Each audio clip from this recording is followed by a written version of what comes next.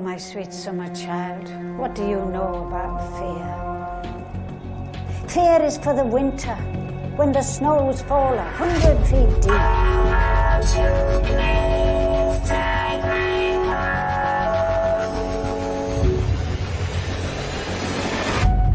Fear is for the long night.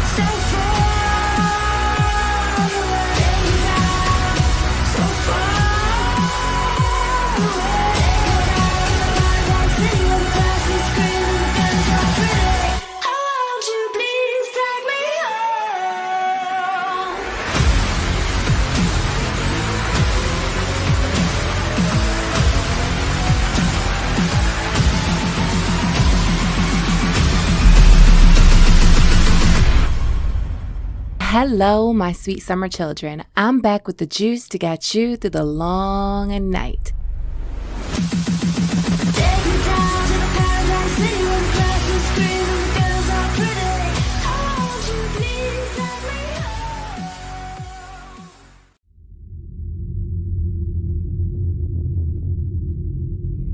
I know a story about a crow. I hate your stories. I know a story about a boy who hated stories.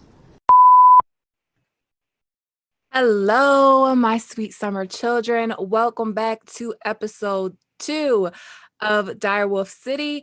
And tonight I am joined by the same people I was joined by last week. And I'm just going to introduce them. So this time I'm going to start with Mandy. Mandy, would you like to let the people know who you are and where they can find you? Yeah, I am Mandy. I run the Gray Area Discord server and I do all of the scheduling for the Obsidian Nights podcast. And you can find me on Instagram and Twitter at Nim's Shadow. Awesome. And Ara, would you like, or I Eat Zebra, would you like to tell the people where they can find you and all that good stuff? As it says on my lovely nameplate that our off-screen producer Justin put together, you can find me on all platforms at I Eat Zebra. Mostly on Twitter, talking a lot of trash all the time. So drop in, pay me a visit, follow if you like it.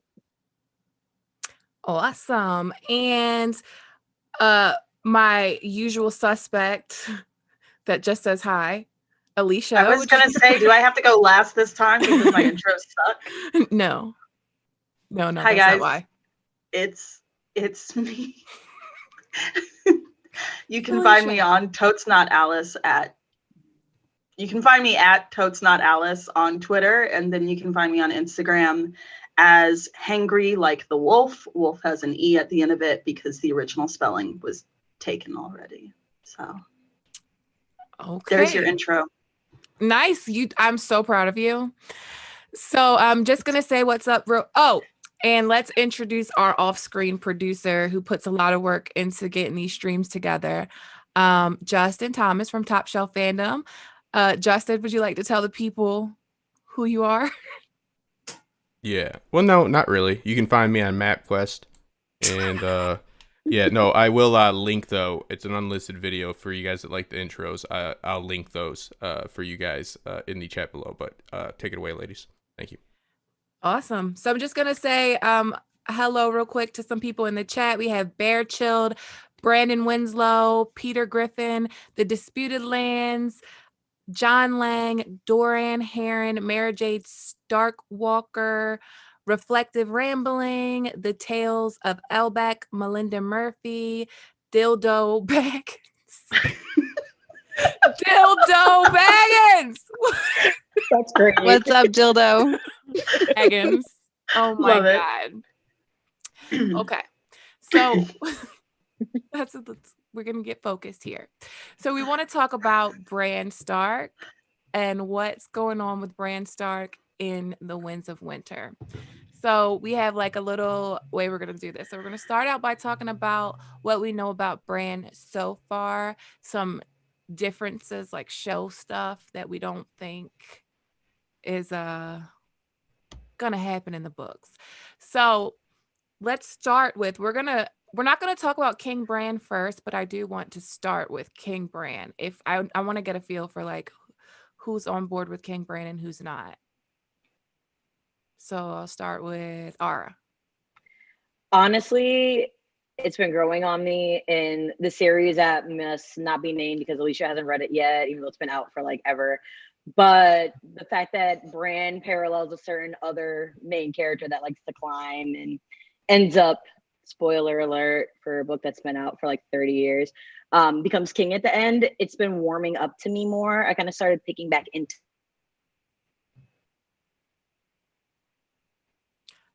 We lost your sound.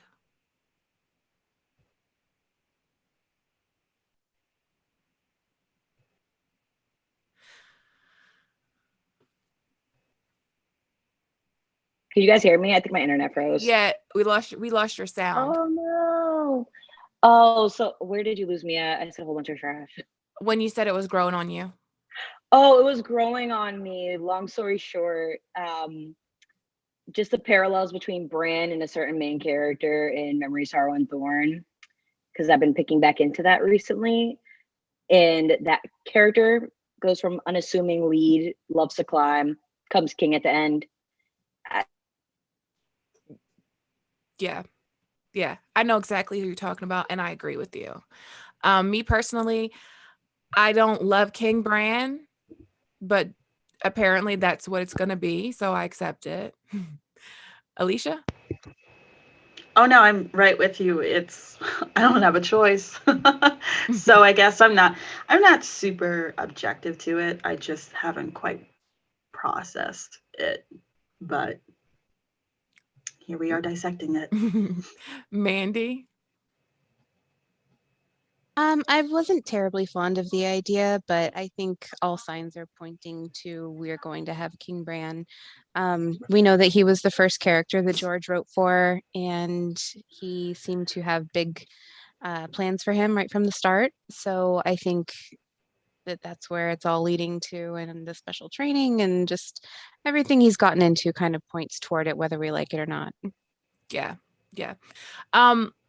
So chat, let us know if you are for King Bran and you can drop an emoji, put a crown emoji.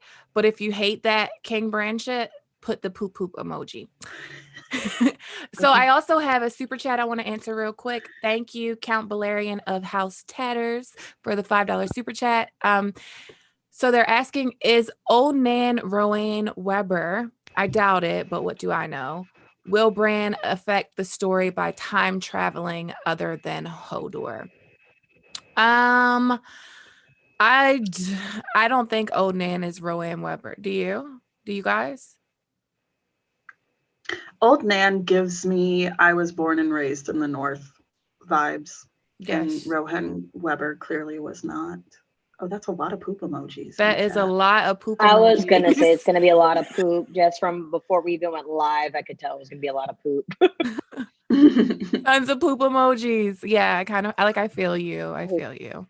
Get it. And the second part of the question was, will Bran affect the story by time traveling? I'm not sure.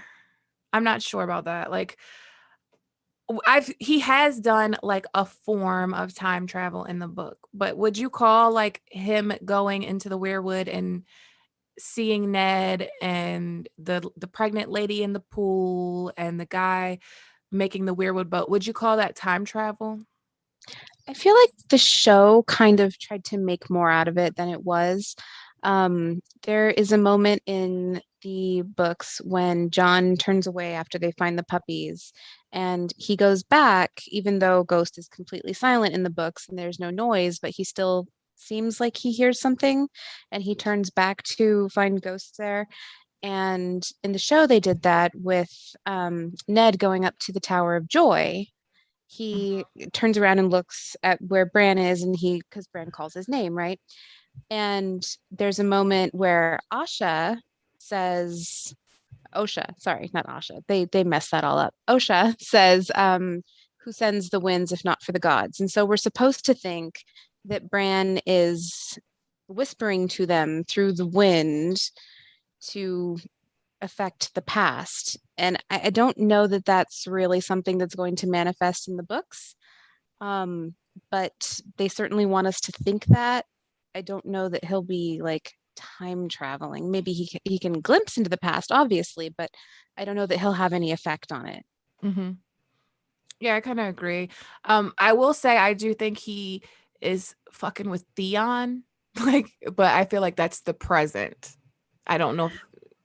Well, I feel like how the book is going to address it is how George will address it is, I don't know if he'll fully explain it. I do think it's going to be a lot more elaborate than the show, but at the same time, you know, paradox is a word that I would throw out there. Like, I don't know if he's changing the past as much as the past is part of the future. It's all just one big cycle. Like, he was always, you know, depends on how much you believe in the concept of fate within the story. You know, he was always fated to be that whisper in the wind that his father supposedly hears, you know, years before Bran was even born. I would like to know how they're going to play around with how Hodor essentially becomes brain damaged from Bran hijacking him. Let's be honest about it. But I don't know if it will be, since he's slipping into his consciousness, and since, you know, the fact that Hodor is being warped into, which is an abomination. I wonder if that has something to do with how he got brain damaged, looking into the past. I don't know. To me, it's going to be one big paradox, and I'm confused about it. But I do think that George will shed light, but in that signature way that he sheds light while also leaving a little mystery, you know, something to the imagination and open to interpretation. Mm-hmm. Yeah, I agree with that. Like, I agree with that take. I wonder how they're going to do the whole Hodor thing too, because we know that is something that came from George. And I think we talked about this before. Like, do you guys think the cave has a door? I think I mentioned it before. I kind of agree with Quinn's theory on it about the them possibly escaping through that underground river. Oh yeah, the Black and River. then him, yeah, and then Hodor essentially kind of like holding the passage and a literal door, but kind of like holding back like the undead. Kind of like how Beric did for Arya. Exactly. Okay. Yeah, that makes sense. That makes sense. Mandy? Down there in that tunnels, is that where those creepy kids are? Yeah. Yep. I think it's like further down, like it's layers. Those creepy kids? Melinda Murphy says it has a back door according to Benjen. Oh, that's right. That's right. So yeah. Or Benjen from the show? Or Cold Hands. Cold Hands. I think she means Cold Hands. Cold Hands, okay. Yeah. Yeah, so what are we thinking? What are we thinking door means? Because I would actually take that back. I don't think it ever explicitly says it has a back door, just because in the book Leaf says that there's a lot of tunnels and passageways. So I wouldn't say it's a back door. I would say there's a ton of entryways lying around throughout the north and probably elsewhere through that cavern. Yeah, Quinn talked about his theory on an episode of Obsidian Nights with me, and it was mind-blowingly good. I'm not sure if he has like a full video on it, but it's basically like how they say all those tunnels connect back to Winterfell. Like all the children's secret tree towns connect, and that black water that she says, that endless sunlit sea or whatever it's called, would lead them back to Winterfell. Like the black pool at Winterfell is connected to it. And he said that Bloodraven tells Bran darkness is your cloak, darkness is your shield, darkness will make you strong. And like that water and that area of the cave is the darkest that there is. And we have a super chat from the Disputed Lands. Guys, if you have never ever heard of the Disputed Lands, you have to go check out her channel. She is amazing. Thanks for the super chat, Amanda. Hey ladies, thoughts on Euron being scouted by Bloodraven before contacting Bran? Ooh, this is my first time hearing this. That's kind of love that intimidating. theory. That's I've heard it before. yeah, but like Amanda, Disputed Lands is such like a juggernaut, such a heavy hitter. It's really intimidating having to answer that question from her. Yes. Don't judge me. Discussed in our Discord quite a bit. Mhm. Euron being scouted by Bloodraven? Yeah. And that's why he was always a little off, even before he took his little trip to Valyria and Ashai. And that was what made him think that he was, you know, the chosen one, the promised whatever. It was because he had dreams from Bloodraven. Mm-hmm. He talked about with Victor, like, to back that up, because I totally believe that theory, but he is definitely, I can't remember who it was. I want to say Poor Quentin. Probably anytime Euron comes up, and I don't know who said this, I'm just going to assume it's Poor Quentin. But I know that he speaks a lot to Victarion about the Maester said that I couldn't fly, but I think he said something about having a dream that he could fly. And to me, that's like the biggest indicator and dead giveaway to lend credence to the theory, because I mean, in that dream where Bran is falling, fly or die, I think the crow tells him over and over. So I think it's true. And I think he's go ahead. No, go ahead. I think it's kind of how he gets addicted to Shade of the Evening. Yeah, because when he was first, I don't want to say courted, because that has such romantic and, you know, implications to it. But when he was prospected to be a mentee of Bloodraven, it's almost like he had this high and he's been chasing that high ever since then. And kind of Shade of the Evening is the only thing that really reconnects him to that feeling he had if he was a student of Bloodraven, before Bloodraven kind of caught on that this dude is like sadistic and batshit crazy. So I think I'm just going to say the same thing over and over. So I'm just going to cut it there and say, yes, I absolutely believe it. To me, it's as factual as before it was confirmed that R plus L equals J, but we knew. So I've never gave it much thought, so I'm not going to say one way or the other. But what I will say is, how terrifying would it be for Euron to be a green seer, or for Euron to be like the last hope of the world? Because I feel like Bran is the last hope of the world. Yeah, I could see that with what was I going to actually say with the Euron thing, and possibly maybe having green dreams as a possibility, which I was going to say, I was trying to look up the quote because I was grossly misquoting things last week and just, you know, paraphrasing for the most part. But they mentioned in Bran's last chapter about a lot of the times green seers being broken people. So I was like, well, Euron is broken in many ways. I'll say he didn't have the best childhood. He kind of grew up, like, also besides abusing others, because he's a sicko.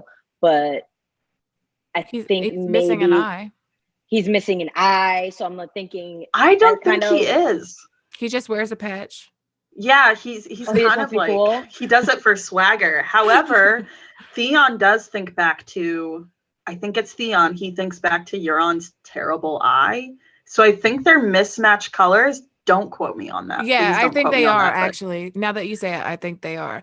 But what's interesting about the Euron, Bloodraven possibly wanting Euron thing, is that Weirwood paste, the stuff that Bran is being fed in Dance, is described in taste much like Shade of the Evening, which Euron is pumping himself up with nonstop.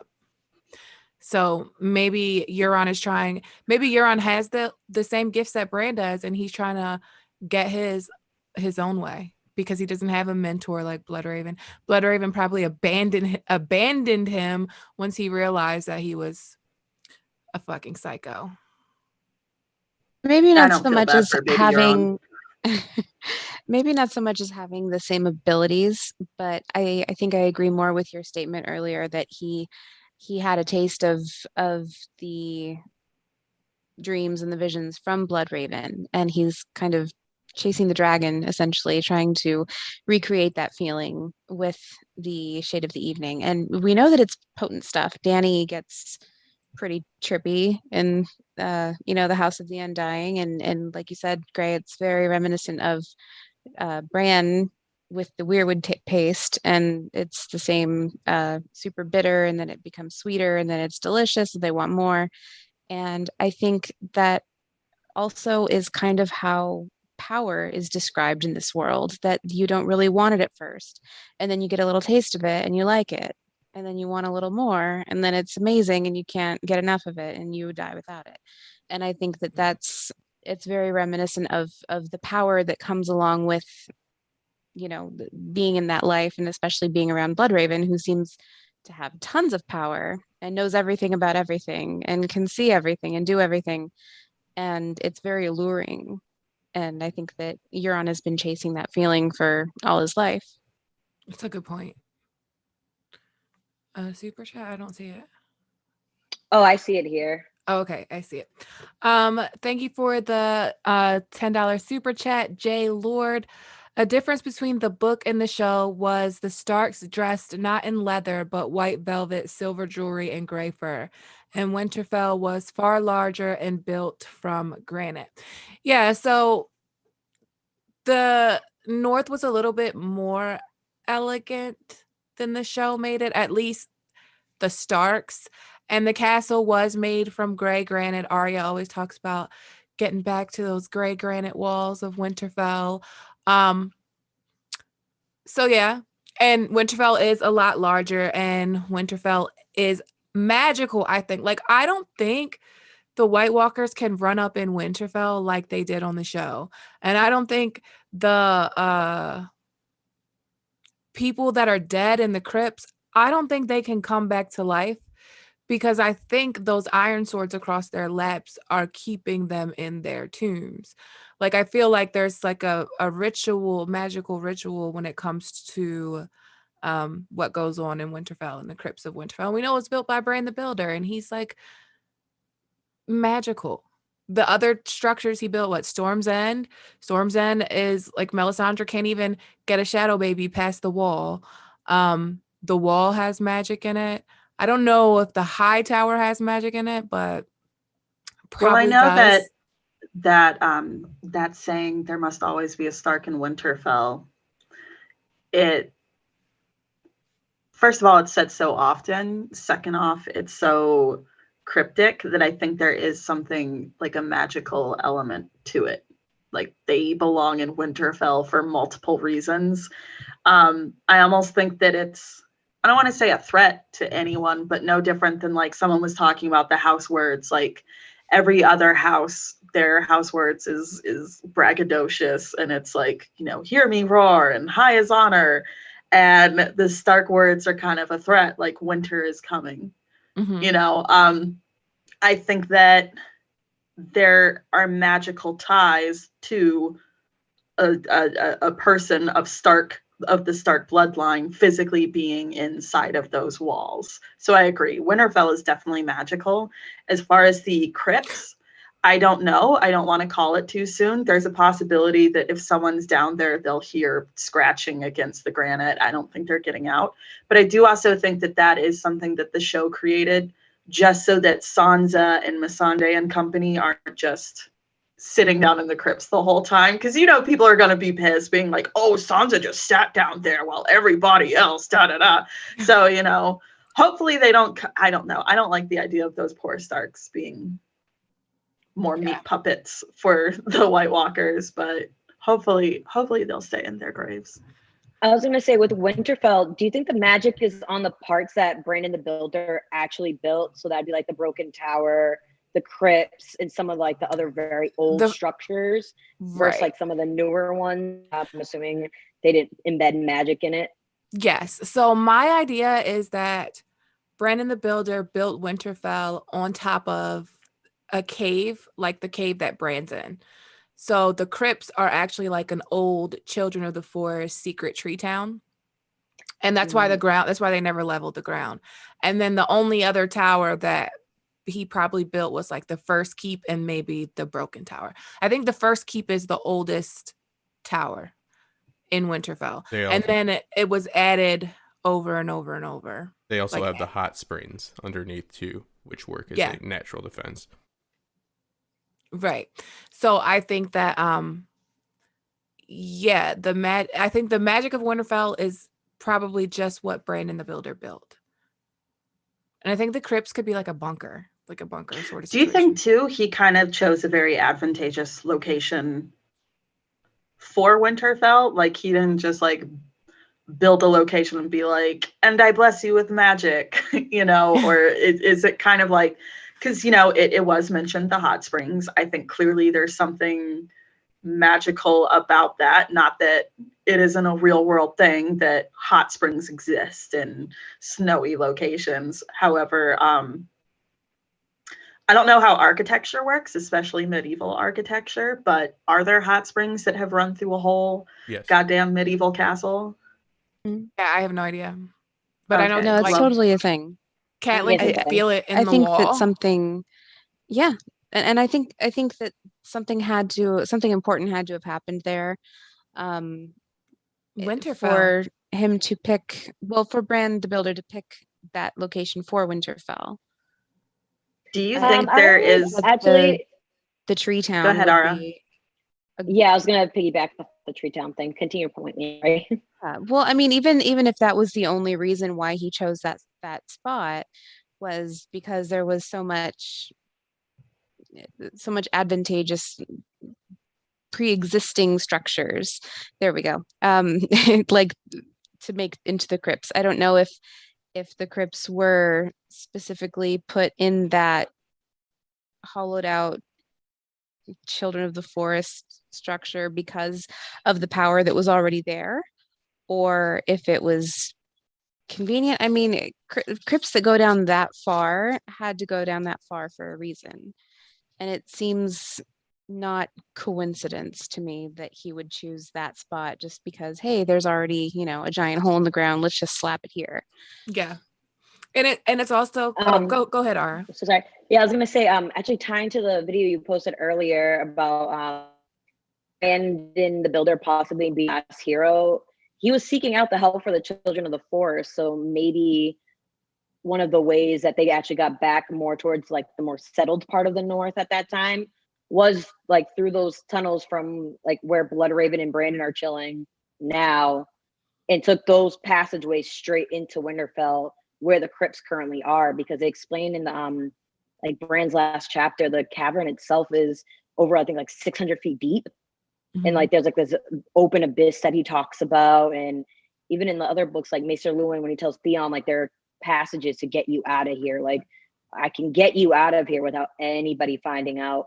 I think that kind of might be related to why he chose that location. Like maybe that's where they kind of were like kind of like regrouping for that first kind of like big battle against the others. And that kind of just be like the Winterfell, like you had mentioned earlier, like that being the spot. If you've read Memory, Sorrow, and Thorn, I'm not spoiling, Alicia. I wasn't gonna say anything. I'm gonna use code words. I'm gonna use code words for the people that have read it. It's your channel. You know what? It's your channel. How does the secret prince get back? Fumbling through tunnels, basically. So old underground tunnels built by ancient race. Yeah. So I feel like, I think that Quinn is on point. Even if it's not through the river, I feel like it's gonna be through the ground. Because if Bran is this like the last hope of humanity, if he is like this last hero archetype, you think they're gonna let him get out of that cave and come? They didn't even want him to get in the cave, because like they attacked him in the books too when he was trying to get in the cave. So if you think they're gonna let him get out, I don't think so. He's gonna have to go through the ground, one way or the other. Yeah. Secret tunnels or secret rivers, one way or the other, but I feel like it's gonna be through the ground. I just don't see it being plausible, because I mean, we talked about this in both the show and the book. Getting into the tunnel was quite difficult. There were dead people under the snow, just kind of like little landmines here and there. I'd imagine, like in the show, it was kind of dumb because it's like the back door was just right there on the other side of the hill, and they just sat and like chilled out there in the show. But I do believe that in the books it'll be this whole tunnel system, and they'll definitely have to go under back up to the surface, you know, because I think otherwise there would probably be a bunch of whites littering the backside of this cave. But I mean, lost my train of thought. I'm gonna stop. Can I kick in with just one theory? One of my first videos that actually did well was the Winterfell's Lightbringer video, which goes over, you know, the natural defenses, the tunnels, and all of that. So I don't know how that will actually play out in the books, but it kind of makes, you know, Lightbringer, just like Gray, you've said it before, everything is named quite aptly, right? Winterfell is where winter falls. The high tower is literally, it's like not rocket science, you know, a high tower. In everything, Storm's End is where the storm ends, blah blah blah, so forth. Well, in the world book it speaks, and within the series proper as well, the first men are very literal and to the point, you know. So a lot of those, because I believe the high tower started out as a first men family, correct? Yeah. Well, yeah. And then go ahead. I was gonna say, supposedly Bran the Builder built it, and he's like supposed to be descendant of Brandon the Bloody Blade, and he's supposed to be descendant of Garth the Green Hand, who is supposed to be the first men. So I think you're right. And do you think all these Bran the Builders are the same Bran the Builder? Oh God. So like I do, like, but I don't feel like there's enough evidence for it. Like I feel like it's a possibility. I talked about. How old would this motherfucker be? Because like, how old would this motherfucker be? He would be like thousands hundreds of years old, if not thousands. Ooh, or he could be like Bloodraven and had been chilling past his human years in a tree somewhere and just drew up architecture plans for people, like, and kept hey guys, body just follow snatching. this design and you're good to go.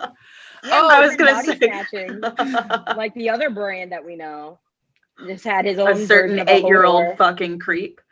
Oh, God. I see Brandon Winslow is like super pumped about this being a Bran episode, and I don't think he realizes the things we have to say about Bran, the four of us. Speaking of, he left a super chat. Oh, awesome. Thank you for the super chat, Brandon Winslow. Do you think Bran will have any sort of telepathic connection with the others that leads him to the tree cave? I don't. So I don't think like that Bran's gonna go like while Bloodraven's asleep and fuck with the Night King. And like, you know, I don't believe in that whole sequence. However, I do think that he is going to have like some kind of telepathic connection with the others, because while the others are like a different race, we still don't know exactly what they are. But to me, what the others do is they skin change. Well, they green see, but just on a massive amount of a number, like on a scale, like they're warging all these corpses. I feel like they're basically warging corpses, and they can do so many because they're dead anyway. I mean that's what I think. That makes sense, because the whole thing about successful warging is the pushback that you get from the animal, or in some cases the human being.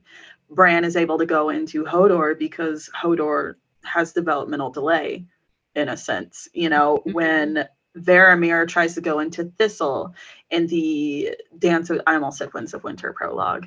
In the Dance with Dragons prologue, she fights back and it kills them both, essentially, which I do kind of wonder if he just died of his injuries or they both died when she bit her tongue off, because I know it's a big thing that, like, when someone bites their tongue off, they can definitely choke on their own blood, which is neither here nor there. But I think it does. The White Walkers, I would imagine there's not, like, whatever it is that they can do, it's kind of like they had to have developed that power somewhere, which had to be like an original Children of the Forest, Green Seer kind of power. It's just that it amplified in one of those senses where, like, the student outdoes the teacher or something like that. So, I mean, like, I think that whatever it is the White Walkers can do, it's what the Children of the Forest can do. It's just on a much, much grander, literal apocalyptic scale. So I have this idea that, so we talked about this last week a little bit about Melisandre. When Varamir Sixskins was inside Oral's eagle, Melisandre did something. Like, I think she caught it on fire. Yeah. And, like, for a minute, like, he lost control over all of his animals. Like, all of the animals that he was warging, that he had warged over time. He lost control of them. So I'm wondering if something like that, if the others are warging these dead bodies, is there something that Bran can do, or Melisandre? Because I think Melisandre is tied to weirwood magic too, even though she's so R'hllor. I think there's like that's a whole nother theory, but we'll talk about that when we talk about Melisandre. But I wonder if Bran could possibly take over the others' army by causing them to lose control of them. Like, if he's this powerful Green Seer, and maybe they're Green Seers too, can they have like a battle of the minds? Yeah, I kind of alluded to that last week with the White Walkers when we were discussing that, about that, like, astral plane, if you will. I'm not sure how many people are X-Men fans here. Hi, guys. I was going to say Legion. I was going to actually say, there's a thing in the show and in the comics, has to do with the Shadow King. He's very big in, like, Storm's backstory, but long story short, Professor X, Jean Grey, pretty much kind of like team up in a battle against the Shadow King in this, like, astral plane, and it's all taking place in, like, this telekinetic type of battle of the minds type of thing. And I think where we have that weirwood net, if you will, that's kind of George's version of the astral plane. So I could definitely see something like that happening. You're so sexy right now. But no, I think that, because I know with Orel's eagle and Varamir, Orel had started his second life in the eagle because Jon Snow shanked him. Was it Jon Snow? It was him. Doesn't matter. So Orel went into his eagle, and then I believe Varamir was still able to go and take control of the eagle with Orel, his consciousness still in the eagle. So I kind of wonder, right. So I kind of wonder if that might have lent credence to some of the insanity that he temporarily went through. And I think, like, the physical pain did distract him from the link that he had. But I do wonder, when you warg into a human being or push a human being's consciousness to the side versus an animal's, I'm just talking myself into a confused corner here, but you're following with what I'm saying, right? Yes. Yeah. Okay. So I kind of wonder, like, obviously there is no consciousness in a dead body. So it would be really, really easy to slip into, this sounds so gross just to say it out loud, but in context, it makes sense. It would be really easy to slip into a dead body, so, and a multitude of dead bodies. So I don't know. I feel there'd be nothing fighting you back. There'd be no resistance of a pre-existing consciousness. I get my one jump in, Grace said. So in the prologue, actually, there is a deep implication of the others being a collective other than the hive mind. The way in which the verbiage, if you do like a literary like criticism of it, meaning like take a critical analysis of how George writes it, when he talks about all the Night's Watch, he individualizes them. He says one has brown hair, one, has black hair. He talks about them as individuals. The White Walkers are all, everything they do is this like nature sense, right? This like naturalistic sense, and they're not individuals. They do not distinguish between them. They shriek. He always applies everything to some natural, nature sense, that there is like, yes, some communication they're having, but it's very, primal and primitive, and he makes sure to not distinguish between one White Walker and another, meaning the description of them, and he makes sure to do so in contrast with the Night's Watch. That's all I'll say. So I think that you guys are right, or it seems to be right, because to take over, it could be a one-on-one battle is what I'm trying to get at, right? If Bran is able to get into the mind of one, because there's no Night King in the books, he can get in the mind of all of them because it is a collective. That's all I'll say. I still think they have personalities and feelings, and they jokingly give each other superlatives on the weekends. I don't like the they're all connected. Like if you kill one, they all die. Well, we know that's not the case. Like the Night King, Arya kills him in the show and they all die, but Sam's killed a White Walker in the show and all of them didn't. I mean, in the books and all of them. But a collective consciousness doesn't mean a battle like a mothership situation in story. That's what you call that. If you blow up the mothership, they all die. Just because they share a mind doesn't mean that you kill one and they all die either. You know what I mean? True. We have a $5 super chat from Scott Michael Dowling. Thank you for the super chat. Did you have a question? If you have a question, just put it in the chat. We also have another super chat from Your Last Great Night. Thank you for the super chat. What do you think about the theory that Bran is in a time loop and trying to tell everyone about the White Walkers, i.e. Jon equals the last great hero? Y'all should start a podcast called The Real Small Council. Keep it up, ladies. Thank you so much. So every time, like, I like the idea of Bran being in some kind of crazy time warp. I like the idea of Bran being every Bran. I like the idea of Bran being like 1,000 years old. But when time travel fucking confuses me. Like when it comes to making it make sense in the story, like it messes me up.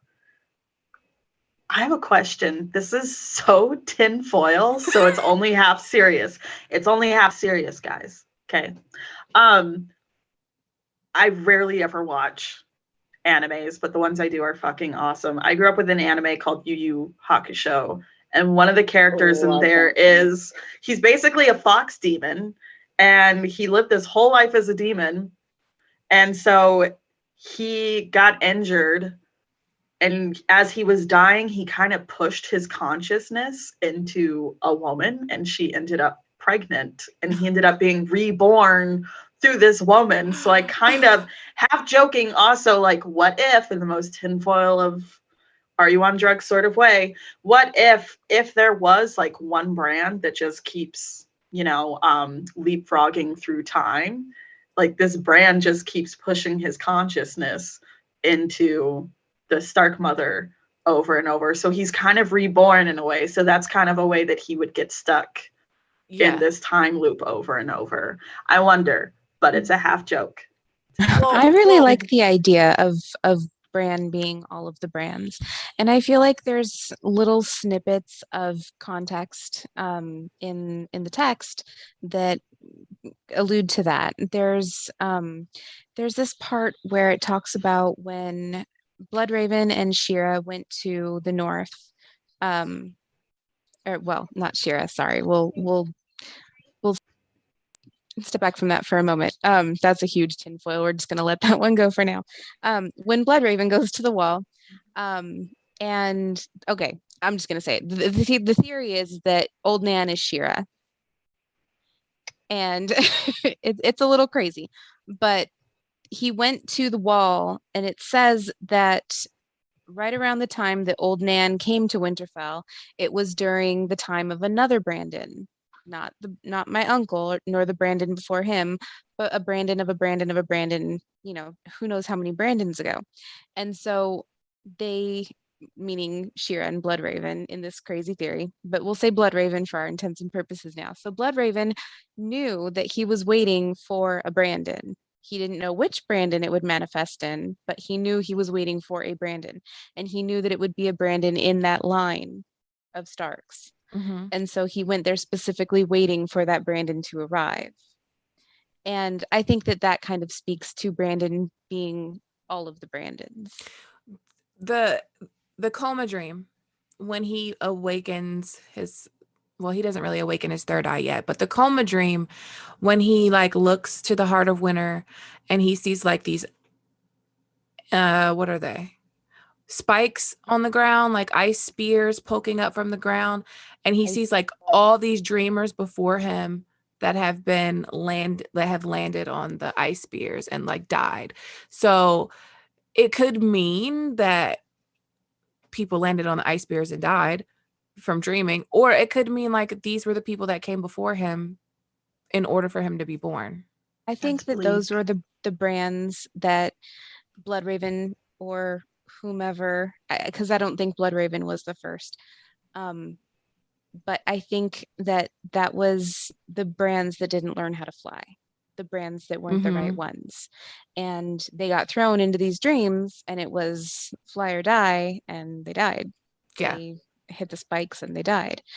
And I think that in all of this, Bloodraven knows that he's not the one that's supposed to be sitting in that weirwood.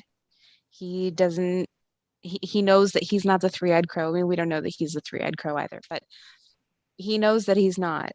And he's what if he's just steward of Gondor, like the same concept? I don't know. I mean, I'm just now getting into yeah. Tolkien, but no, yeah. Basically that's kind of the role he's fulfilling, is he's just a placeholder for Bran.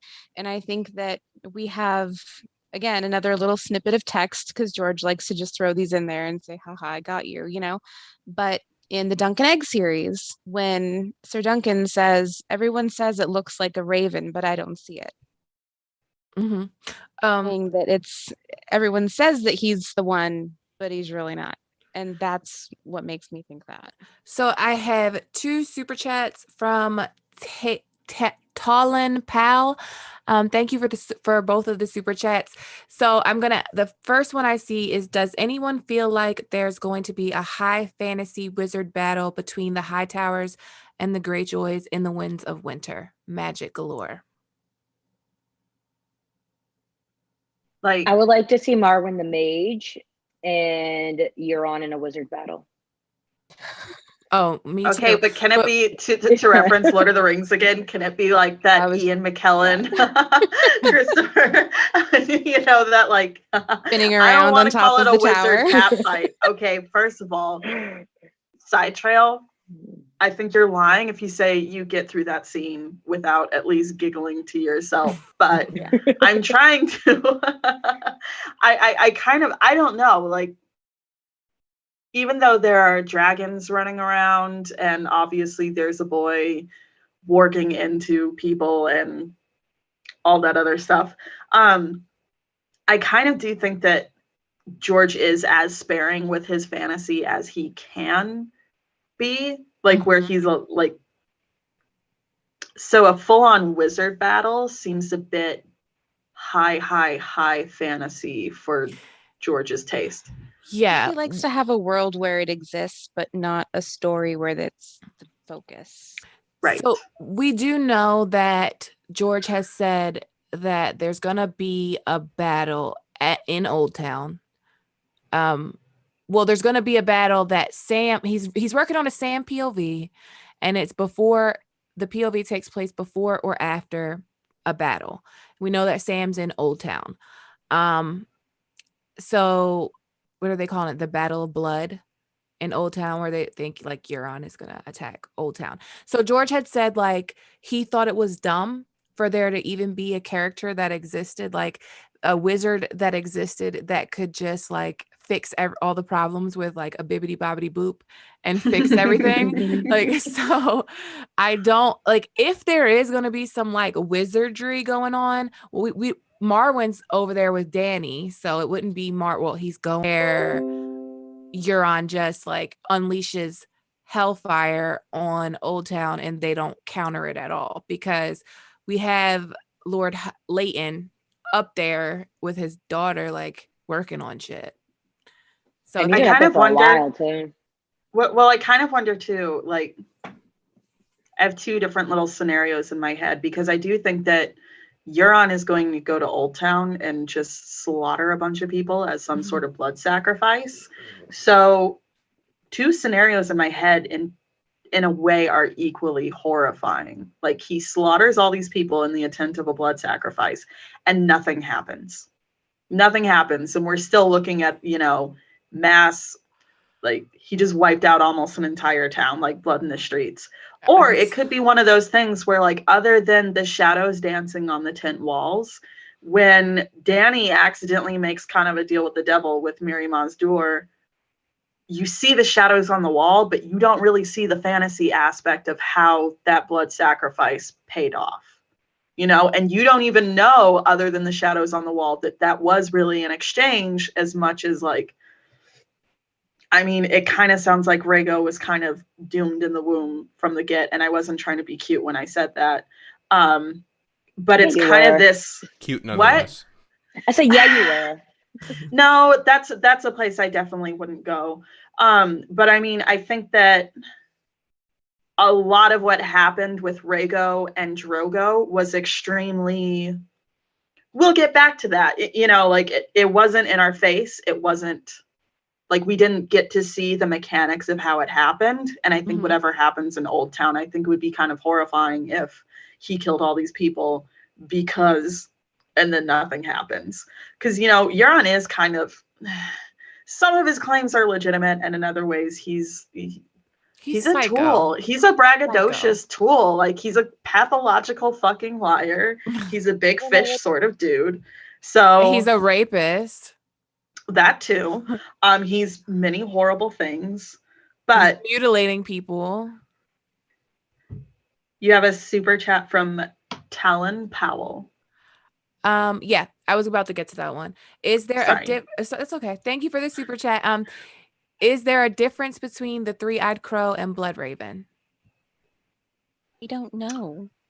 I think that the three-eyed I think the three-eyed crow is Bloodraven's avatar. I was just gonna say that. Yeah. Yeah. Well, it's right there in the dream too. There's just something about the way that the crow speaks to Bran in the dream that's so freaking akin to how Maynard Plum speaks to Dunk and all the other characters in I think it's Mystery Night. Yeah. I think that's the novella. So I think Bloodraven is very sassy. Obviously, when Bran meets him in person, that sass isn't going to be there because he's a corpse. I'd imagine it takes a whole lot of energy just to speak. But I mean, to be sassy with a worm growing out of your eye, I would think too. And a little mushroom on your cheek.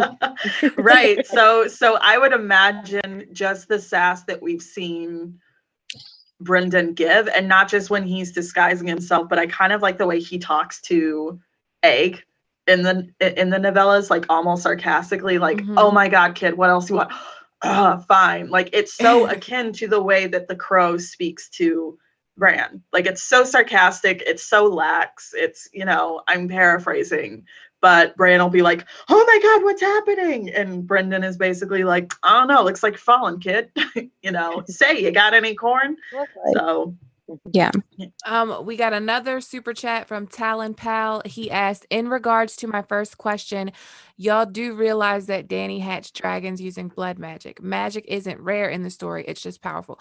Yeah, so I agree that she hatched dragons using magic, but George has said that too much, like he said that magic is salt in a stew, and too much of it over seasons the stew. So he's trying to make a good stew. So even when it comes to like with Daenerys hatching dragons, yeah, it's magic, but at the same time, it's prophetic. It feels like something that was always supposed to happen.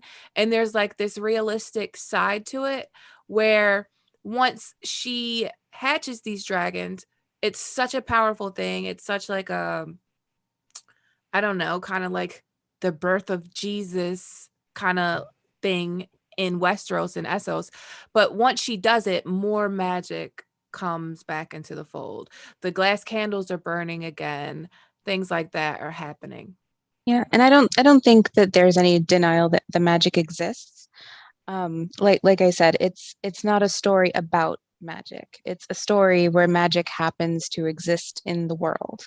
And it's not centric. The story is not about the magic, but the magic comes into play in the sequences of events that the story is about.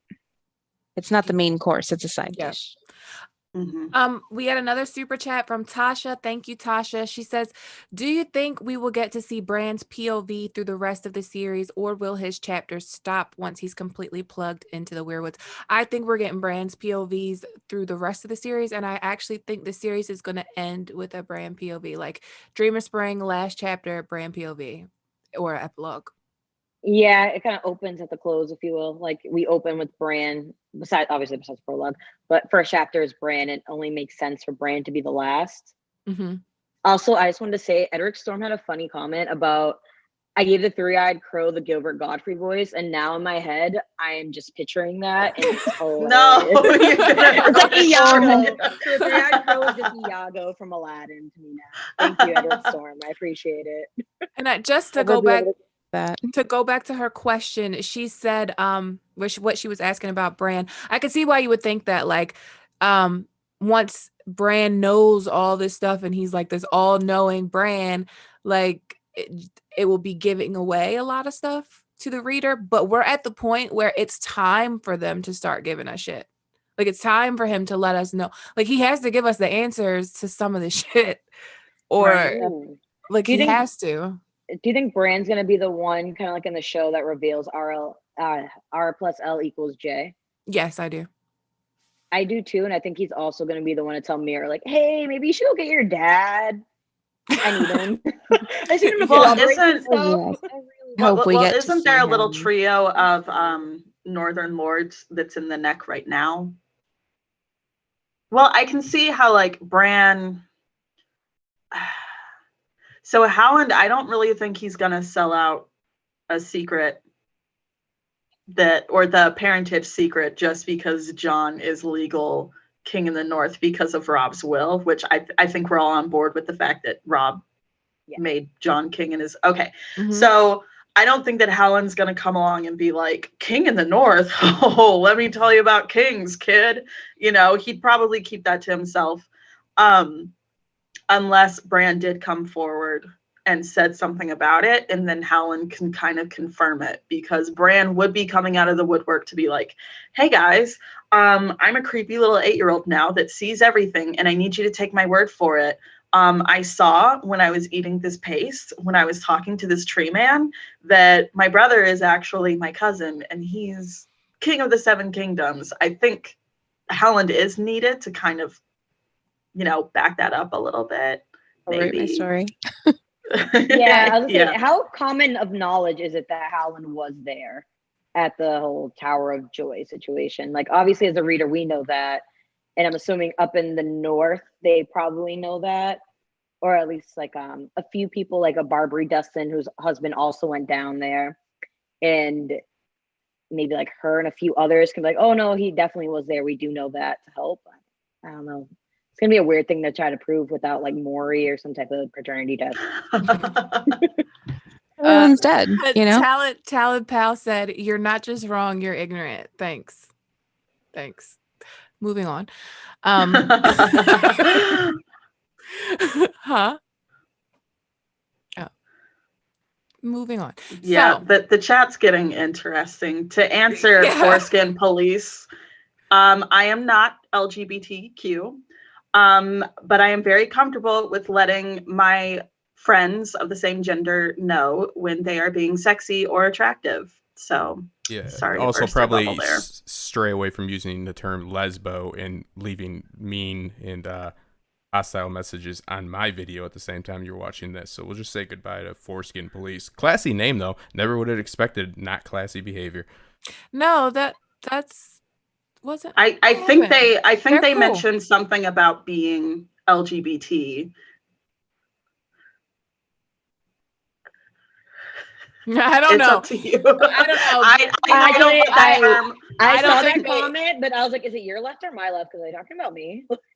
I don't think know. it was when I called you sexy because you were Oh. spewing off all this, like, you're like a walking encyclopedia for all things you enjoy, like X-Men. And I was like, I just love my friends. And when my friends are being sexy, I'm going to let them know. But I mean, anyway, moving on. This has gone so Yeah. off kilter. Yeah, so Yeah. let's go back to Bran because that's what we want to talk about. So Bran, one issue that I think should be addressed in Winds of Winter. I think we all agree he's gonna leave the cave. He's not staying in the cave because I know it was a popular theory for a while that he would never leave the cave. I Yeah, Do we he all can agree on that? stay. Yeah. I didn't think he'd ever leave the cave until David and Dan were like, if you're mad about this, we'll just tell you that George told us it happened. I think we're not going to talk about this show. I didn't think he would ever leave that cave. Oh, okay. I didn't at first either. I want him to become Bloodraven in his prime, like prime Bloodraven. That's what I want for Bran. Like when Bloodraven was at White Walls or popping up at White Walls and stuff and shutting shit down. Like I want Bran to be like that. I feel like Bran is being set up to be like that because if you look at like Bran as say like so let's say the White Walkers are done. We're just talking about politics right now. We know that Bran's going to be king. How do you think he's going to be king? Like, how do you think he's going to? How is it going to happen? Like, is Dany dead? Is there a vote on this? Is it some kind of Bloodraven thing where Bran like kills the heir, like a claimant? I honestly think it's going to be broken up into several kingdoms again, and maybe like they convene in like some type of weird council. Just because I'm like, what in my head I'm trying to deduce, unless it's by conquest, like how would Bran actually take the throne? Not only that, how would everybody else like, yeah, no, that's cool.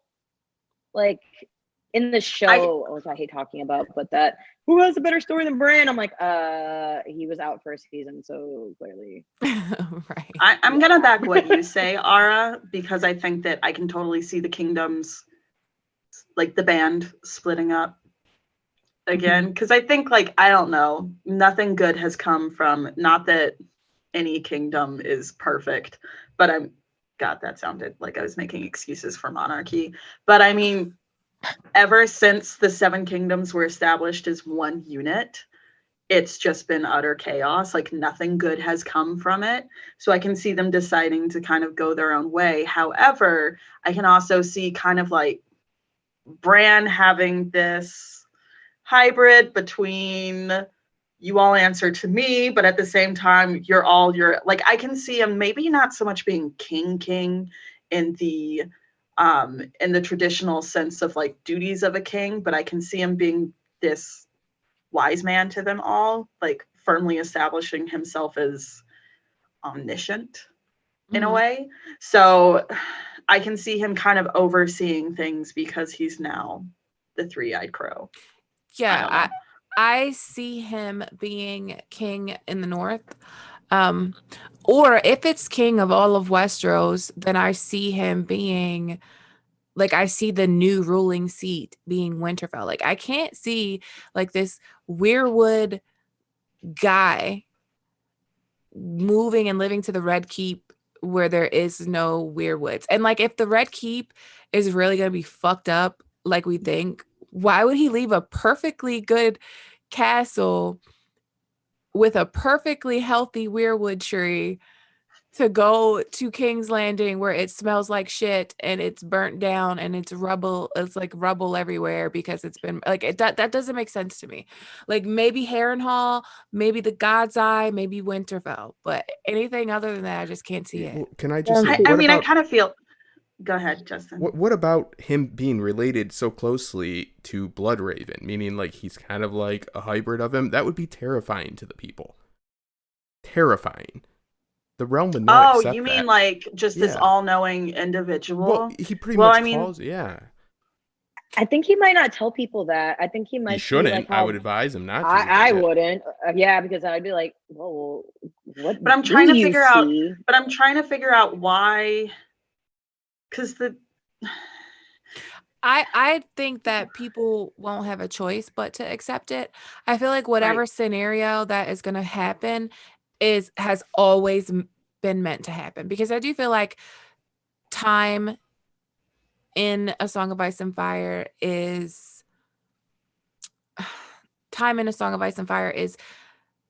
like already mapped out. Like this is how this is going to go. Like I feel like Bloodraven, a lot of things that went down during the Blackfire rebellions, like between Bloodraven and Daemon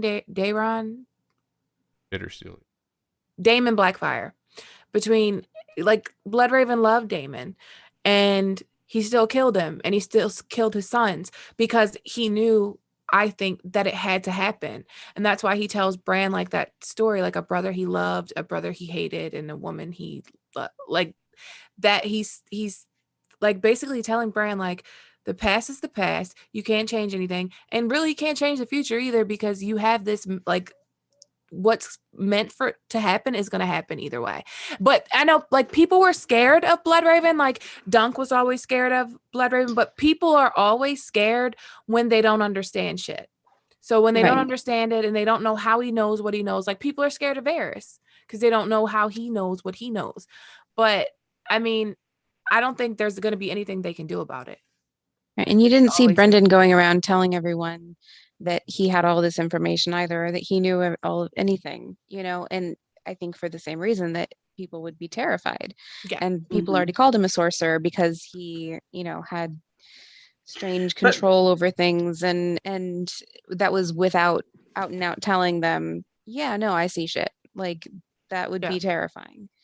Right, but I do wonder in Dream of Spring how it would come about that he would come to power, if that makes Well, sense. if Gray's theory is right, and the battle of the minds, and destroying the hive mind, essentially, of the whites.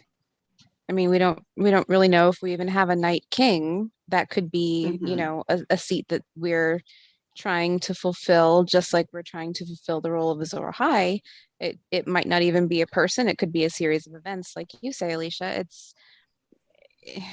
It's kind of up in the air. And if Bran is able to destroy that link, then he would have effectively saved Westeros. And I Mhm. mean, then But I mean, how do guess. they decide that he's going to be king? Because I know in the show they kind of voted him in at Tyrion's behest, Yeah. So Vince I'm kind of Antonelli. wondering the series of events that will lead to that being, So you know, I think he's going to be just king of the North. Like, I feel like a lot of, I feel like the White Walkers may have started coming back when Torrhen Stark bent the knee. Like they might have woke up at that point, because there's this quote and it's like when the children made the pact with the first men, it was like, as long as in the North, the first men held sway, like everything would be safe. So it hasn't been like that since Torrhen Stark bent the knee. and that's why there Mhm. has to be a Stark in Winterfell. They don't There mean a physical Stark. They mean a Stark king. Yeah, a Stark, a king in the North. And I feel like that's what Bran is going to be. I feel like, I don't know if you guys have heard the Fisher King theory, but it's basically like an Arthurian legend, or based on a Arthurian legend or something, where it's basically like the land thrives as long as the rightful king is on the throne. And in this case, it would be Bran and Winterfell. So if Bran saves Winterfell or saves the North, it doesn't matter who doesn't want him king or not. He might have a Robb Stark, like King in the North moment where like everybody just kneels to him. Right. But do we have an idea of how he will go about saving the North? Because I know that the way the show tried to swing it, is that he went through all this just so that he could watch porn. That he, so he could watch porn in the Godswood. People were like, he's watching Infinity War while the fucking rest of the people are fighting. One of my favorite tweets about this show ever is people were so mad at Bran after he got that mark from the Night King, and the White Walkers busted into the cave and they killed everyone. They killed the direwolf, they killed Hodor, all that. And someone was like, God damn it, why can't Bran just like masturbate or stay awake and masturbate at night while everyone else is sleeping like a normal fucking teenager? Right. I mean, in the show, they never got around to why he's so important, why the Night King specifically wanted him dead. So my whole thing is like, what are we thinking Endgame is for all of this? Not just like being a walking encyclopedia of the world's history. I mean, there's got to be something really important that's detrimental to the others that Bran can do. So what are we thinking that might be? Could I just chime in and say a big theme in this story is about who should rule and where power lays and how it should be handled. So what does it say that the rightful person and the right person to rule is a magic person, right? It kind of like steps aside from that. But it's the paradox king is what I call it, because also Bran retains all the knowledge, meaning, he remembers history so it does not repeat. But it's a little bit paradoxical in that sense, because George wants to say, well, this is my, thesis on power. And, what makes a good ruler? The magic, the wizard. Like, that's not something that, like, you can really learn from. It's like, I guess that's the best ruler that you could hope for. But also it kind of embraces, like, the theme, the thematic sense of it. But that's just my opinion. So basically, like, what you're saying is that because Bran lacks emotions and basically is robotic, that he would make decisions best for the realm, not based on those things. Like Daenerys gets a lot of shit because she killed slave masters because it upset her what was going on. So like if Bran was in that position, you're saying like he would just work out a deal because he's emotionless? What I'm saying is that he has no agency, essentially, since he's not even Bran Stark anymore.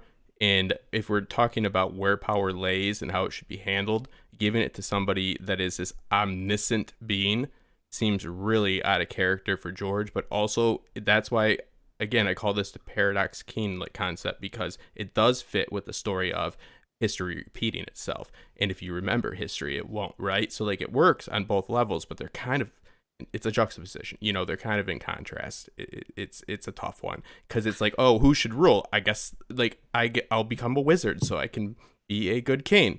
You know what I mean? I'm not talking about the lack of emotion. There is a lack of sense of self, and it takes away from that political structure in which he's laid out so well in the books. But you ladies, I'll be quiet and you can go. I was gonna say, actually no, Mandy, go. Sorry. He has a lack of agenda because of that. So he doesn't have something that he himself is what's the word? Something that he's gunning for. Right. He doesn't have that agenda behind it like any other king that we've had. I mean, we've seen every other king, every ruler has had an agenda, whether for the good of the realm or for the good of themselves. They all want something. And that usually leads them down this path where they're making decisions based on what they think is best and not what is really best for the realm. But Bran would actually know what was best for the realm because he is omniscient. Yeah. I was going to say, are we certain that Bran is going to be like how he was in the show? I was going to say that he's going to lose his personality. And I don't think so. I kind of think this is almost like Bloodraven finally getting his just due. Because when Bloodraven was holding like political power, he kind of was like more so the ends justify the means with how he got things done. But in the long run, when you like look at it in hindsight, the things he was doing overall did benefit the realm. Right. So I Yeah. feel like Bran might be taking a chip off of that block of that Brynden Rivers, like, okay, I might need to be a little harsh, but I don't think he's gonna lose his personality and just be this like, yeah, hi Sansa. Like, Right, I don't because I feel like Brendan has retained his personality, because when he's speaking to Bran all these years later, he still has this sassy sort of personality.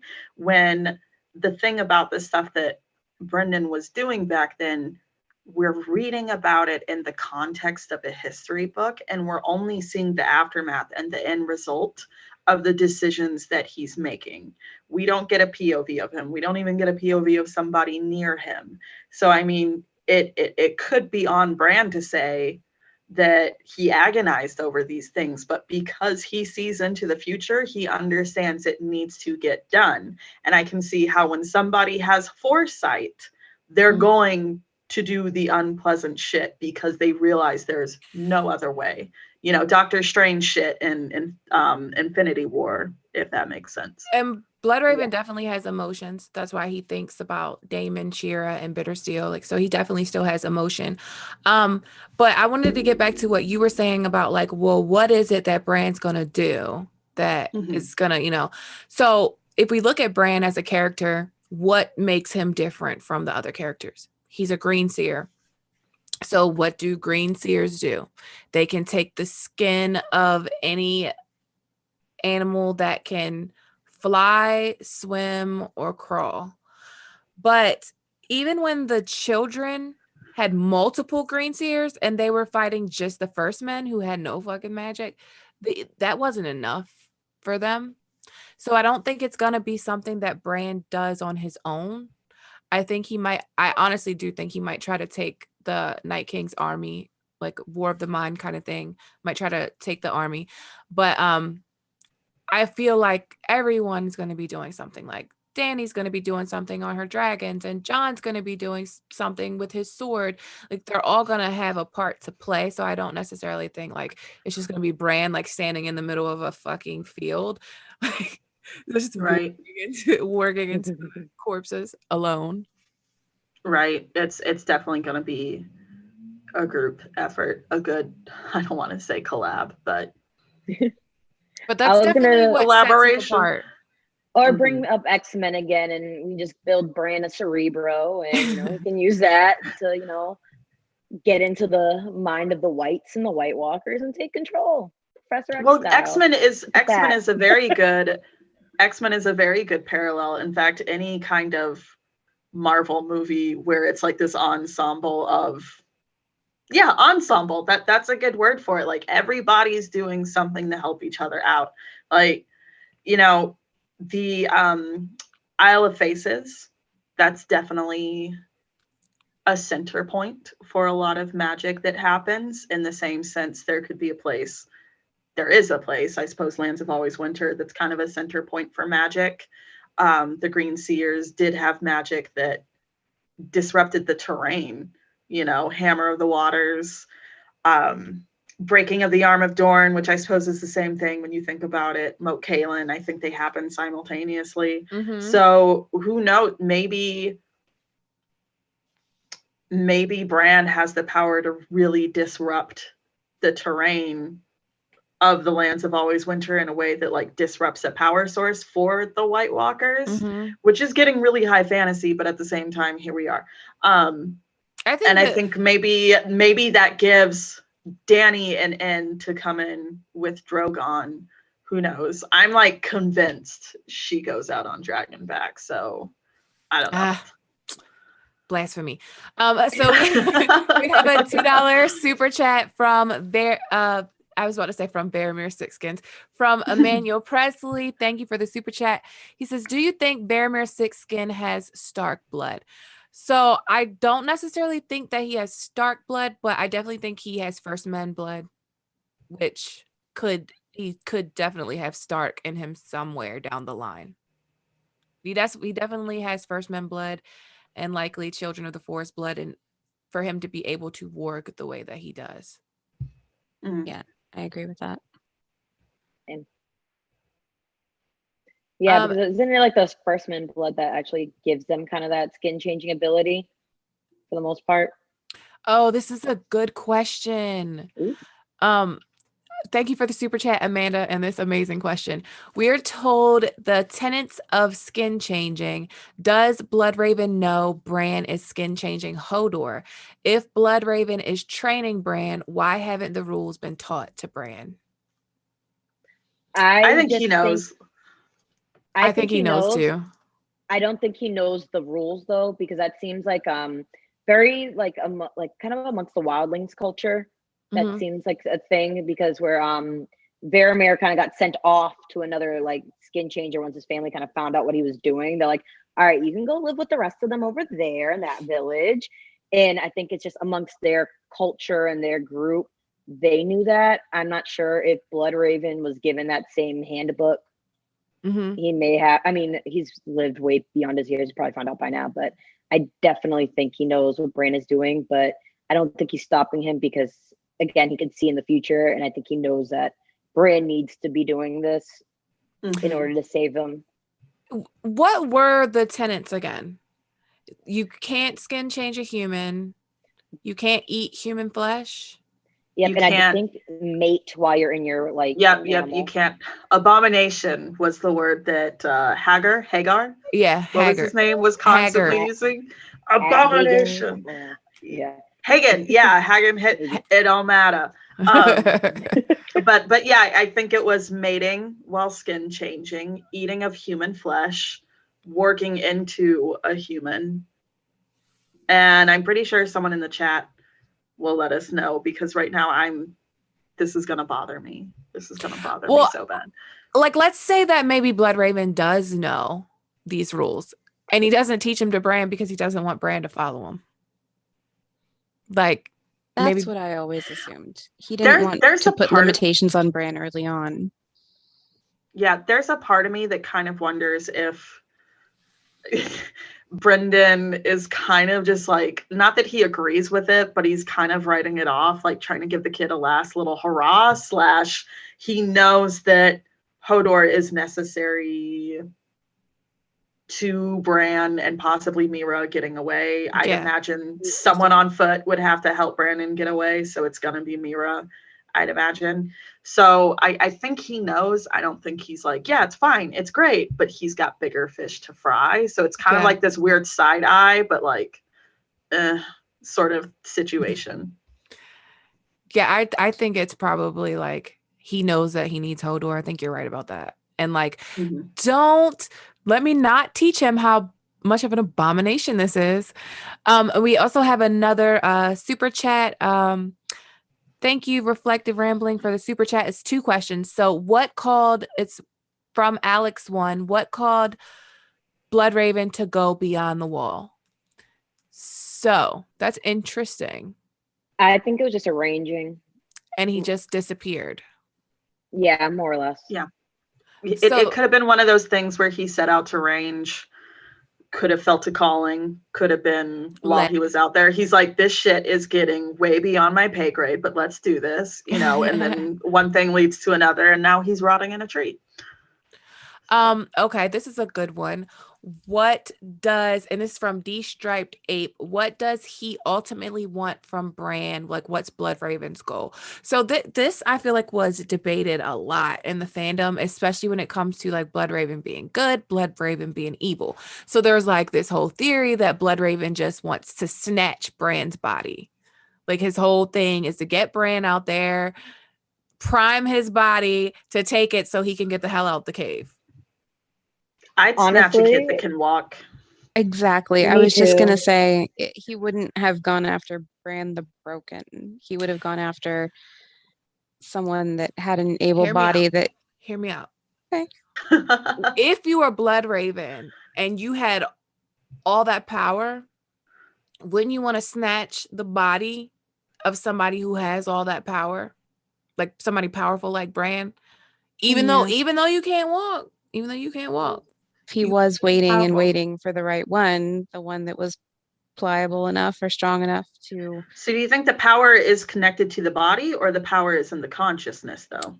This, like, the soul.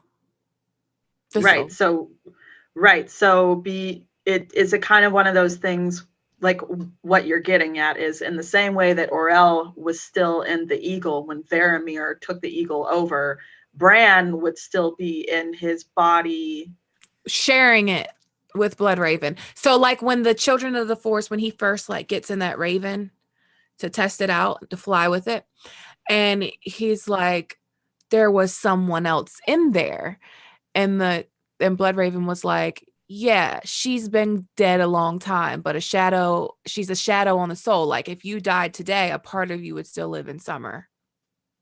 So I feel like he would still be, and I feel like he couldn't take Cersei's body and be a green seer still. Like I don't think he could keep his gifts. Just like with Varamir, I don't think once Varamir skin changed into Missile, I don't think there would be anything that he could do. Like, yeah, and I think he mentioned that in the prologue, like once he, like, that was it, no more coming back, no more warging, no more second life, but he says like, but it's life.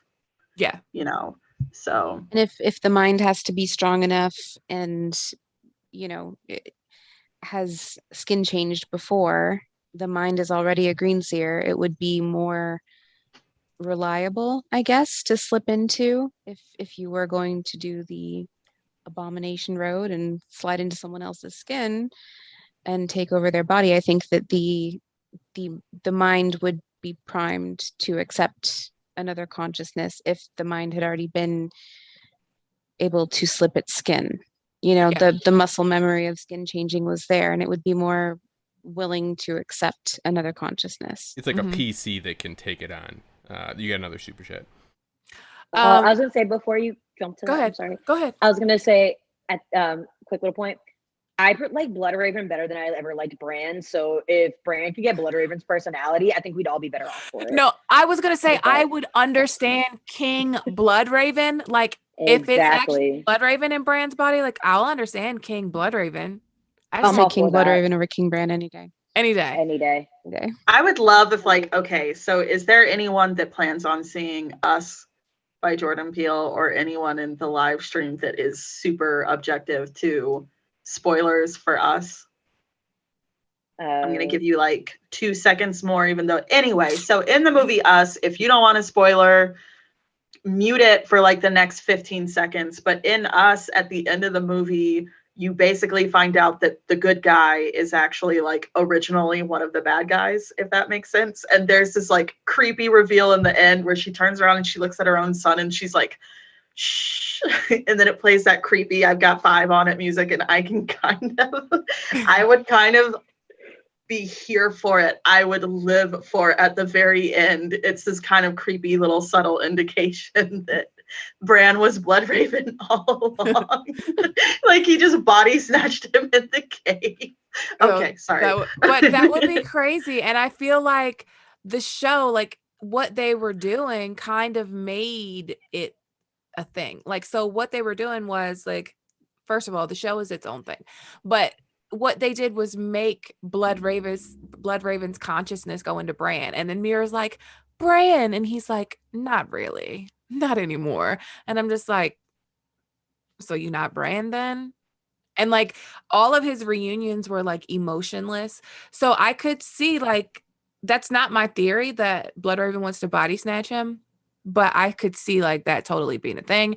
And I'm actually here for that being a thing. And King Bloodraven, like Bloodraven, kind of, he low-key always should have been king. He was like hand of the king, and he was like efficient and stuff. So like, I don't know. I would love it, but I have a super chat. Let me get to it real quick. So Wisdom Mannery, thank you for the super chat. Like a dog who had all his fight whipped out of him, Hodor would curl up when he reached for him. A place so deep inside where no one, not even Bran, could touch him. And that's a quote. And he says, this is a huge violation. It is. It is a huge violation, and it's sad. And I also think that Bran at one point seems to do something to Mira. Like he's thinking about Mira, like he has this crush on her, clearly. They're sitting around the fire in the cave. Yeah, and he thinks about something, and then she like gets up and runs the fuck away. So like I'm wondering if he was about to warg her, like not even knowing that he was about to do it. He wanted to be close to her, and I think that his little spidey sense warg tingles were going off, and he just kind of slipped out of his skin because he was feeling his brokenness in that moment, that he couldn't just get up and go over there and get closer to her. You know, he was stuck, and he didn't want to, you know, drag himself across the floor to get closer to her because that made him feel even more broken. And so his subconscious was like, hey, you can go wherever you want, buddy, let's do this. And she felt that intrusion, and she just flipped out and ran away, which I mean anyone would, you know. And I think that he's doing it subconsciously. I don't think that he means to be creepy in that moment. Bran is a creepy little fuck, but I don't think in that moment he was meaning to be gross. Yeah. Actually, I was gonna say with Bran being creepy, I want to piggyback off that quote from kind of that same scene. So Bran's like, "No one wants to hurt you, Hodor," he said silently to the child, the man whose flesh he'd taken. "I just want to be strong again for a while. I'll give it back the way I always do." What a creep. That is so abusive. Like, why are you mentally abusing Hodor? I don't like it. I mean, I get why you're doing it. The thing is, it's super wrong. It's super wrong. And I'm not trying to be like, let's justify it. I'm just saying, like, from the perspective of an 8-year-old who is super freaking traumatized because of, I mean, everything that's happened in the past, like, 2 years of his life or so. He has no guidance whatsoever. We don't really see a scene where, because me personally, I think that Bloodraven knows he's warging Hodor. We don't see anyone lay out these ground rules for him. He doesn't know. He has, like, it's like the muscle memory y'all talked about earlier. Like, he has this muscle memory of, oh, I can go into a human. So I can see, like what Mandy says, subconsciously, when he's just trying to comfort her, he accidentally almost slips into her, but she's too strong-minded for that. So, I mean, as much as I think Bran is a creep, as much as I love to absolutely rail on his personality, it's understandable given all the circumstances going on. But I did have this super random thought. Have you ever thought about how Catelyn always thinks about how Bran is her favorite child and Bran is just her little baby? And I'm sorry, but in like the 4 books that he's in, you rarely ever read about Bran so much as like thinking about his mom. And I think it's fucked up. Like maybe one chapter. I think one chapter and that's it.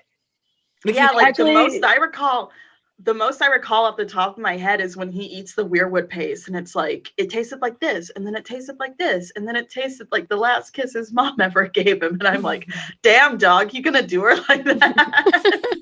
Even with Arya, right? Like the Red Wedding, everybody just talks about Robb, not Catelyn. Yeah. Like, yeah. I mean, because she's a bitch. I mean, and she also kind of comes back a couple days later. So. Right. And she doesn't really I think die. too, Robb is, as far as what people talk about, or are we talking about their inner monologue when they think about it?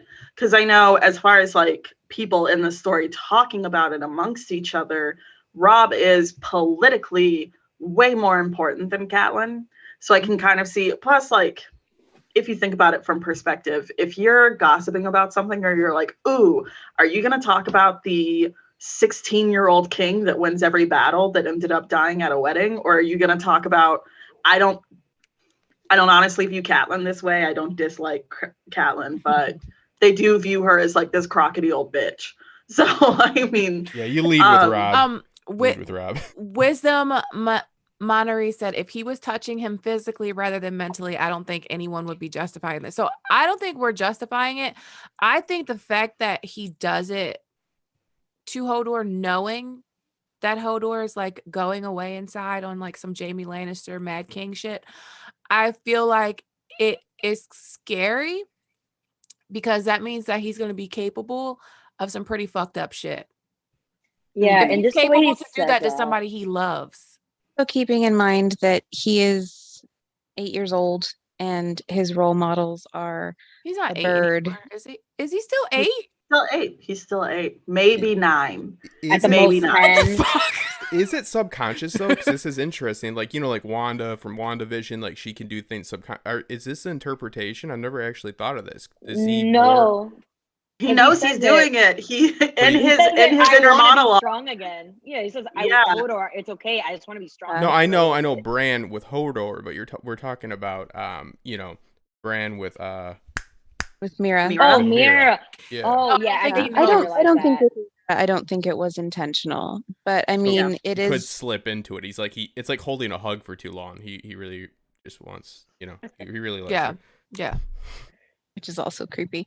Yeah, But- Except that was the body comparison. snatches. That's why it was the metaphor.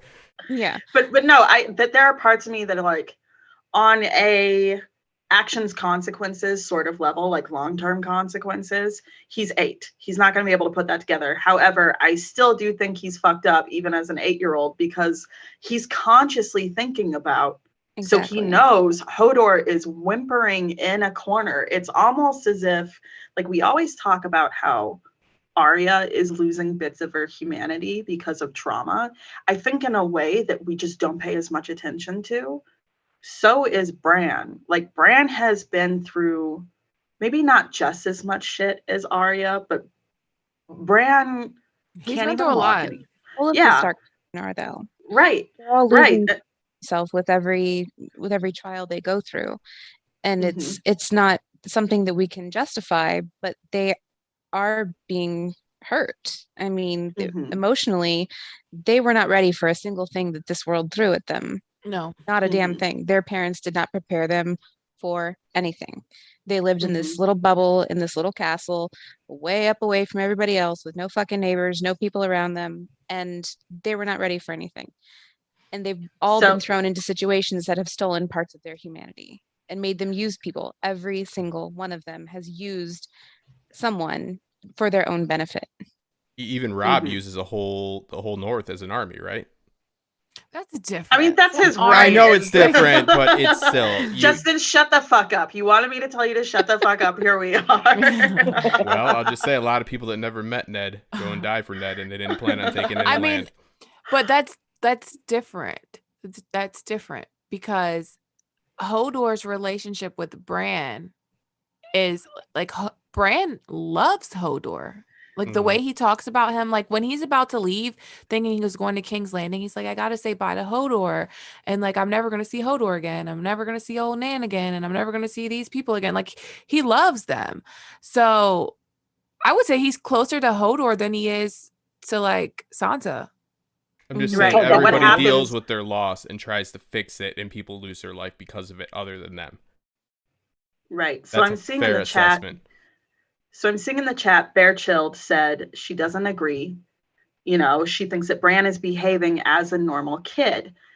Yes, but we're talking like long-term consequences here. When that normal behavior goes unchecked by supervising adults or any kind of nurturer of some sort, mentor, that's where concerning issues come in. Because I think it's no. Mm-hmm. Nano, however you say that, let me know. They had said that Bran is kind of turning into a sociopath. Like he's showing early signs of sociopathy, which is, even though it's early on, like he knows he's not doing a service to Hodor, but he's doing it anyway. So he's already teaching himself to completely disregard just absolute devastation on somebody else because, oh, well, I need this. I want this. Yes, he's a kid. He's behaving the way a kid would given the circumstances. However. Yeah. And back to the point, Bloodraven hasn't told Bran the rules. He doesn't need to be told this rule. He sees what it's doing to Hodor firsthand. He sees the pain and the anguish that Hodor is in, curling himself up into a little ball in the corner of his consciousness. And Hodor is freaking out. Bran can see this. He can feel it. He's in his skin. He feels his fear and his angst. And he says, "You'll be fine. I'll be done soon. I just need this." And he hasn't been told that rule, but he doesn't need to. He knows what he's doing is wrong. And like a child, appropriate to his age, he's doing it anyways. But that's why parenting or some kind of guidance or structure is important to a child of that age, because they have to be told that's not right. Mhm. And he doesn't have that. Well, even Think when he about- has it, even when he has it, like, so Bran does normal child shit. Like when they tell him, don't fucking climb, Bran. Like they make clay dolls and throw it out the window. Like, this is what's going to happen to you. They get old Nan to tell him stories. Like, he just climbs anyway. He climbs up a kid. And he climbs up a tree and like sleeps in it like a squirrel. So even when he's told not to do stuff, he does it anyway. So climbing is a 7-year-old behavior, 8-year-old behavior. Looking in a window because he hears some noise, 8-year-old behavior. Naked wrestling. Willfully Like, taking control over someone's mind and body that does not want you to do it, and you know they don't want you to do it, and you doing it anyway. 7-year-old behavior that's gonna grow and turn into some fuck shit as the story goes on, because he's doing that to Hodor now. When Hodor dies, think about what he could impose on other people, since he can warg humans. Yeah, you could call And the no one else manners can. and raise levies and call people that don't, really want to go but have to, and they die for something that they've never even been Oh connected my God, to. you keep trying to make this point. It's a Go ahead very and make fair it. point. It's a very fair point. All the Starks. Every lord in Westeros has an army. I and know, banners. yeah, but the system's corrupt and it's not okay. It's a commentary on how they use power. Every single Stark child tries to get revenge, and they do it in the way in which they can, meaning the methodology might change, but it's the same idea. But what did Hodor ever do to Bran? What did the Bran would levies want to that with the get pitchfork that got maybe revenge killed? Bran didn't on like those him. piggyback rides. It's not. It's not about doing something to somebody. It's about being willing to sacrifice other people. So going back to Bran being a kid, but definitely being molded into a psychopath for later. Sorry, Justin. We love you. We love you, Justin. Yeah, we love you. Maybe I don't know if the theory that Bloodraven is going to snatch up Bran later anyway, one of the reasons he's not addressing it is A, that would be awfully fucking hypocritical. B, it doesn't matter how spoiled, rotten, and awful this kid turns out, because he's just gonna snatch his body later.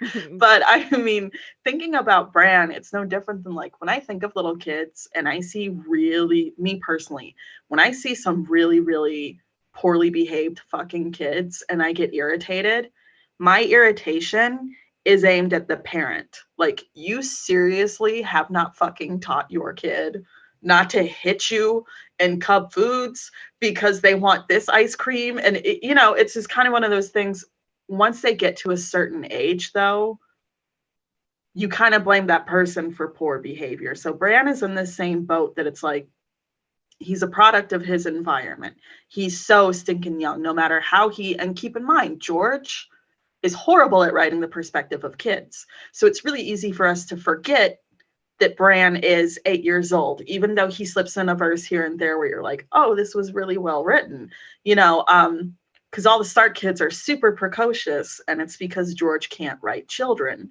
Like, he is 3rd grade age. Like, think about how scary that is, So, I mean, when you have 2 toddlers playing, and it is the natural instinct of one of the toddlers, or maybe even both of them, to do this whole mine sort of thing. Okay. It's almost to a point where it's like, it's not their fault. However, you as an adult or a parent, caretaker, whatever, what do you do with that? You start to teach that child how to share.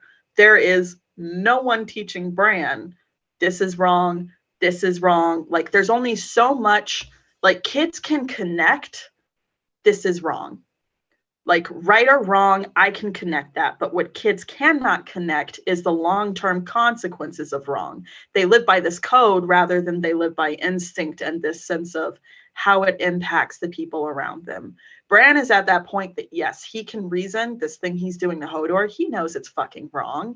But because he's so young and he's a small kid, he's not putting together. Yeah, he's not putting together why it is wrong. He just knows. He has such a strong want on the back of it that he just is I mean, kids are selfish. Mhm. You know, Yeah. they just are. They are that way by nature, and they are that way because that's how they survive. And it's his selfishness is outweighing his conscience that he's hurting someone that he loves. Yeah. Which Mhm. again, I'm a mom. Kids do that all the time. I have a 7-year-old that would, you know, walk all over me to get whatever he wanted and say, "Oh yeah, I'm really sorry about that" afterwards. You know, To but he would still do it. to a certain extent, I think all kids are moldable little sociopaths until they develop a sense of long-term consequences a little Mhm. bit. And this is coming from an elementary educator. Love the kids, but to a certain extent, they, you know, especially at that age, It's they yeah. they lie because they don't understand why they shouldn't lie, but oh my goodness, they lie.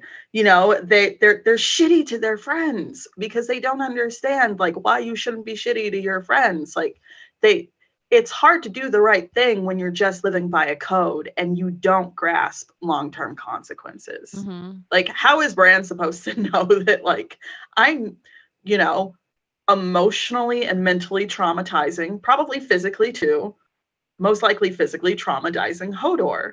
He's just like you said, Mandy, like, you'll be fine. I'm Yeah. just I'll gonna, be done soon. Just sit yeah. there. Hold tight. Another super chat from Wisdom Minari. Thank you for the super chat. Bloodraven not stopping Bran is why I think he's so sus. So, True. like, do we all agree that? I'll say, do we think that Bloodraven is going to become Bran, or do we think Bran is going to become the three-eyed crow? I think Or Bran's either. gonna go ahead, Aura. I think, yeah, the three-eyed crow, I think it's just his dream avatar. I don't think it's an actual, like, I don't know how to describe, like a weird conscious thing that just like passes like an avatar spirit. Like, I don't think it's like that per se. I think it's just how Bran just sees the like sees it in dreams, because I don't think Jojen sees it that way at all, if I'm not mistaken. Quote, please somebody correct me if I'm wrong. Just like when what's her face, Melisandre, and her like vision, she sees Bran as like a boy with like a wolf's face, and it changes, but Jojen sees Bran as like a winged wolf that's chained down. So I think that three-eyed crow is just how Bran sees him in his dreams. It's not like an actual like title. The How he last green manifests seer, to Bran. yeah, I think the last green seer is the position itself, like kind of like it, like a hereditary, not hereditary position, but a title that you get if you are a green seer of that capacity. So I think if Bloodraven takes over Bran's body, I prefer it. Like I mentioned earlier, I like Bloodraven's one of my favorites. Me So, too. and I think Bran is, so Isn't I think it's Bloodraven kind of bit by bit some nice teaching Bran how to sassiness. warg into the crows? Yeah. Yes. And Yeah. the trees, and see Yep. through the trees. So that's how he's going back and seeing the past, which is what green seers can see, but it also says they can see far into the future. So like, what are he going to see in the future? Him being king? I mean, Bloodraven right now, back to the question from the super chat. I think I'm hoping that Bloodraven takes over Bran. I don't think it's likely. I think that the book and the text has put Bran into this position because he's the one that is supposed to do all these great things, and it's always a Bran, and the Bran from forever, and is the Bran of always, and whatever. But I think that Bloodraven, as always, is pragmatic. And like you said earlier, his ends always justify his means. And I don't think he is one that would sit and agonize over a couple of cracked eggs when he really wanted that omelet. Mm-hmm. And he would just kind of say, you know, it's a necessary evil. It had to happen, but look where we are now. Everything's great. So he's a very ends justifying the means kind of guy. And I don't think that that's something that he would be overly concerned about. Mm-hmm. It's But is Bloodraven the original you know, three-eyed crow or whatever? Because why do we assume he keeps all of his agency, but then Bran becomes him? You know what I Well, mean? we have It's no kind of a pick. POVs to know Yeah, one it's way like or you gotta another. pick and choose on that one. They can't I- just be every Right. Brandon and then Bloodraven just stays himself. Right. I I don't don't think that think he's the he's- first three-eyed crow by any means. No. So then how would he keep who he is? That's what I was Because saying. he's I not the don't. real one. He's pretending. He's a placeholder. I was gonna say I don't Brandon. even think there is. I think just like I said, the three-eyed crow is just an avatar. It's not even a real thing. Right. It's the last Yeah. green You know, I seer get Because is that. the before- actual thing that they're. Well, I shouldn't say the last green seer, but more so the head green seer. That's what manifests. That's the embodiment of it. Yeah. Before Bloodraven even went beyond the wall, like when Bloodraven was just handed the king in King's Landing, like there were already rumors that he could skin change wolves and change into the mist and had crows and stuff. And he had all that stuff already before he went to the wall. Like he was already doing the stuff that Bran's learning in the tree. He was already doing that shit in King's Landing. That's why people were afraid of him. And because the crow's teeth were so loyal and like they followed him to the wall into exile, like they Yeah. thought that he had some sort of crazy mind control over them, and which And I him mean, and they thought him and Shira Sea Star were doing black magic. Yeah. But the other Starks can also ward. So, you know. But But he Justin, wasn't why would you assume that Bloodraven wouldn't keep his personality? Because we're assuming that Bran is going to take over his. What? I'm not assuming that. No, not at all. Well, we keep asking, Mara? why isn't Bran going to stay himself? He's going to take on the traits of Bloodraven. So it's kind of like a... No, we were asking, is Bloodraven gonna steal Bran's body? Oh, like just... Kind of like how Bran does to Hodor. Right. Well, He's wouldn't that gonna be- move in. All right, so that would be just a conscious choice on his I mean, part to do that it. would It's not a explain- natural progression of the things. It would be him like gaming it, is what you're saying. Right. Gotcha. And that would also explain why there was no. We keep saying Bran is so emotionless, but that would explain why he wasn't all, excited or happy or having some kind of emotion when he saw his siblings again. Because who the fuck are these people to Bloodraven? Like he'd be like, "Yeah, hey, what's going on?" Girl, I think all of season 8 was a Sure. pipe dream. Yeah, absolutely. Yeah. But if but if it wasn't, was, yeah, if this was some sort Yeah. of like deep shit that they were trying to pass off, like that would explain why he wasn't exhibiting any emotions, because Bloodraven wouldn't give a shit about these people. He'd be like, okay, yeah. yeah, I know who you are, but I behind don't the care. in the behind the scenes for season 8, Isaac Hempstead Wright was like doing an interview, and he was like talking about the showdown between the Night King and Bloodraven, or they never call him Bloodraven in the show, but they call him the Three-Eyed Raven. He says that they are ancient enemies. So like there must have always been a Three-Eyed Raven. Like Mhm. That's the last ones here. yeah. Or I was just gonna say, or it's just like the green seer, whoever the main green seer Green Seer. is Mhm. just his beef. Like he's like, all right, you're the head of this group. Yeah. I don't like you no matter who you're gonna be in the next whatever centuries there are. But I was just thinking, when we're talking about Bloodraven and how powerful he was down in like King's Landing, I'm wondering if it was kind of like Melisandre, like once he got to the wall, his powers like just amplified even further. Mm-hmm. And then maybe that kind of was like over time, that calling to maybe go beyond, like maybe that particular ranging he was looking for. I don't know. Possibly. Because he was an Spitballing here. old, wasn't he in his, maybe I'm making up this number. Like he was Wasn't in like his 50s or so? His 50s, yeah. Yeah, Yeah. so he was There- a lot older and inexperienced. Experienced by the time he got there. There's an interesting state or quote or comment. So if Bran wargs into a wolf, it's from Rob Smiley. So if Bran wargs into a wolf and has sex with another wolf, is that okay? No, that's not okay. And that's actually like some Loki shit, right? From Norse myth. Didn't like Loki have a baby? Fenrir was by a wolf. And then Fenrir is the winged wolf, right? Or the- Okay. Well, okay, so Fenrir, I believe, is actually the son of a giantess. But what happened was Loki actually shapeshifted into a female horse. And another Loki's- horse came along and was like, hey. And I think Loki gave birth to the 8-legged horse that Odin ended up. Odin was like, Loki, I'm so fucking sick of you, but I'll ride that horse. You know, so it's Loki is such a weird but wonderful but subject to talk chaotic. about. Loki has a lot of parallels with Bloodraven, right? Well, I won't say a lot, but isn't Loki like confined in a cave? Like Yeah. Yes. sentence, like it's a Yep. like a sentence. Yeah, I think So- it's so he- after the death of oh my god, Balder. Balder. Yeah, Balder. Mm-hmm.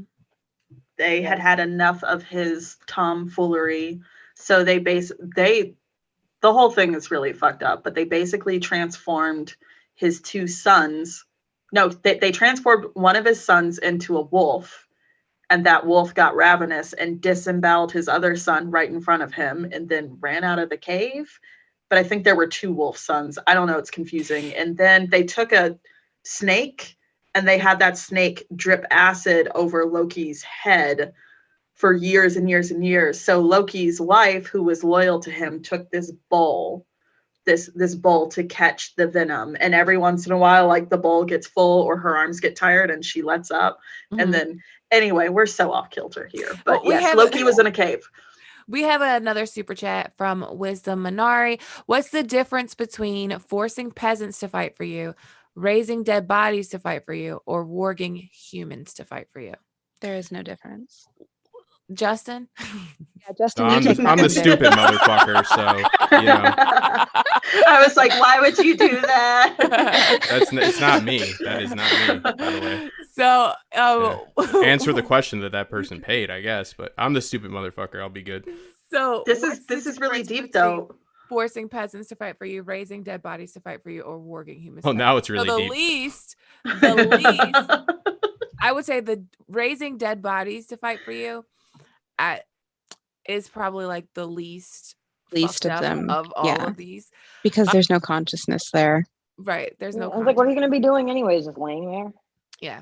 The Right. difference between forcing peasants to fight for you is like peasants have a choice whether they fight for you or not. They can roll out. They can roll I mean, out. exactly. The choice might be death, but they do still have that choice. It's not a great choice. It's not a choice that anyone wants. Right. But Like, they could choose to die rather than go to war. Like OSHA and the wildlings, they get the fuck away from Mance. They're like, we're dipping. Bye. Yeah, but Mance doesn't function quite as like a True. traditional king would. Mance was very like, he is king because people respected him and decided to follow him, and he had to fight for that. So, I mean, I'm sure he understands if there are some folk that are like, yeah, you're not my cup of tea, boo-boo.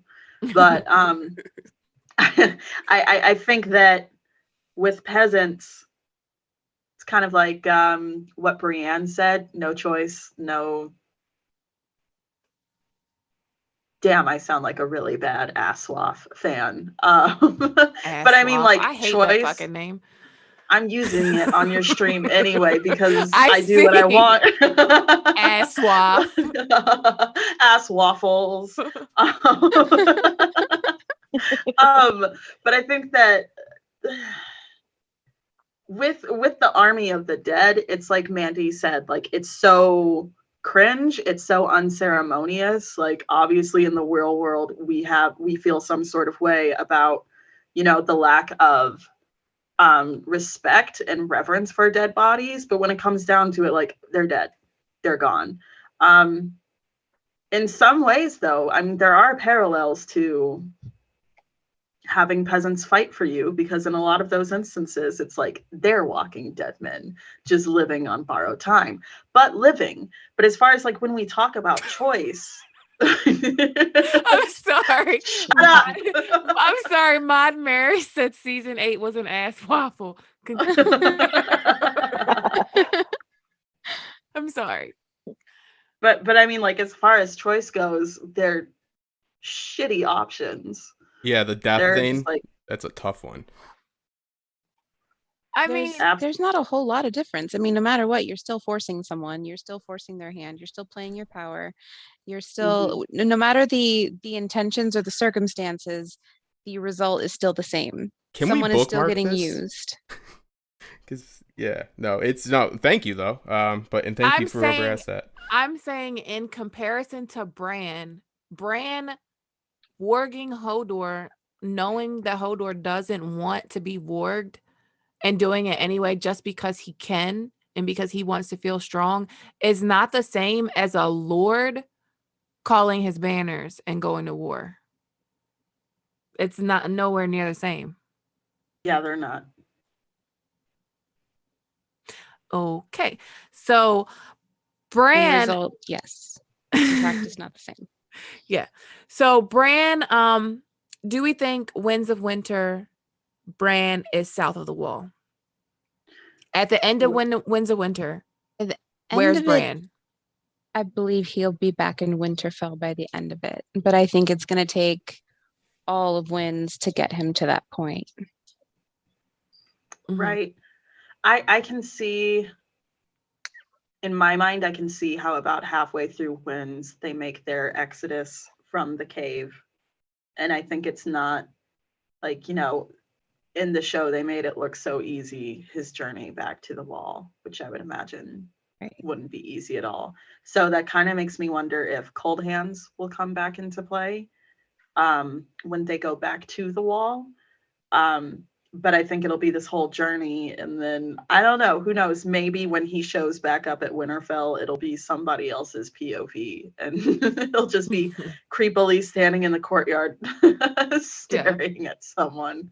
But yeah, it'll definitely be end of Winds of Winter.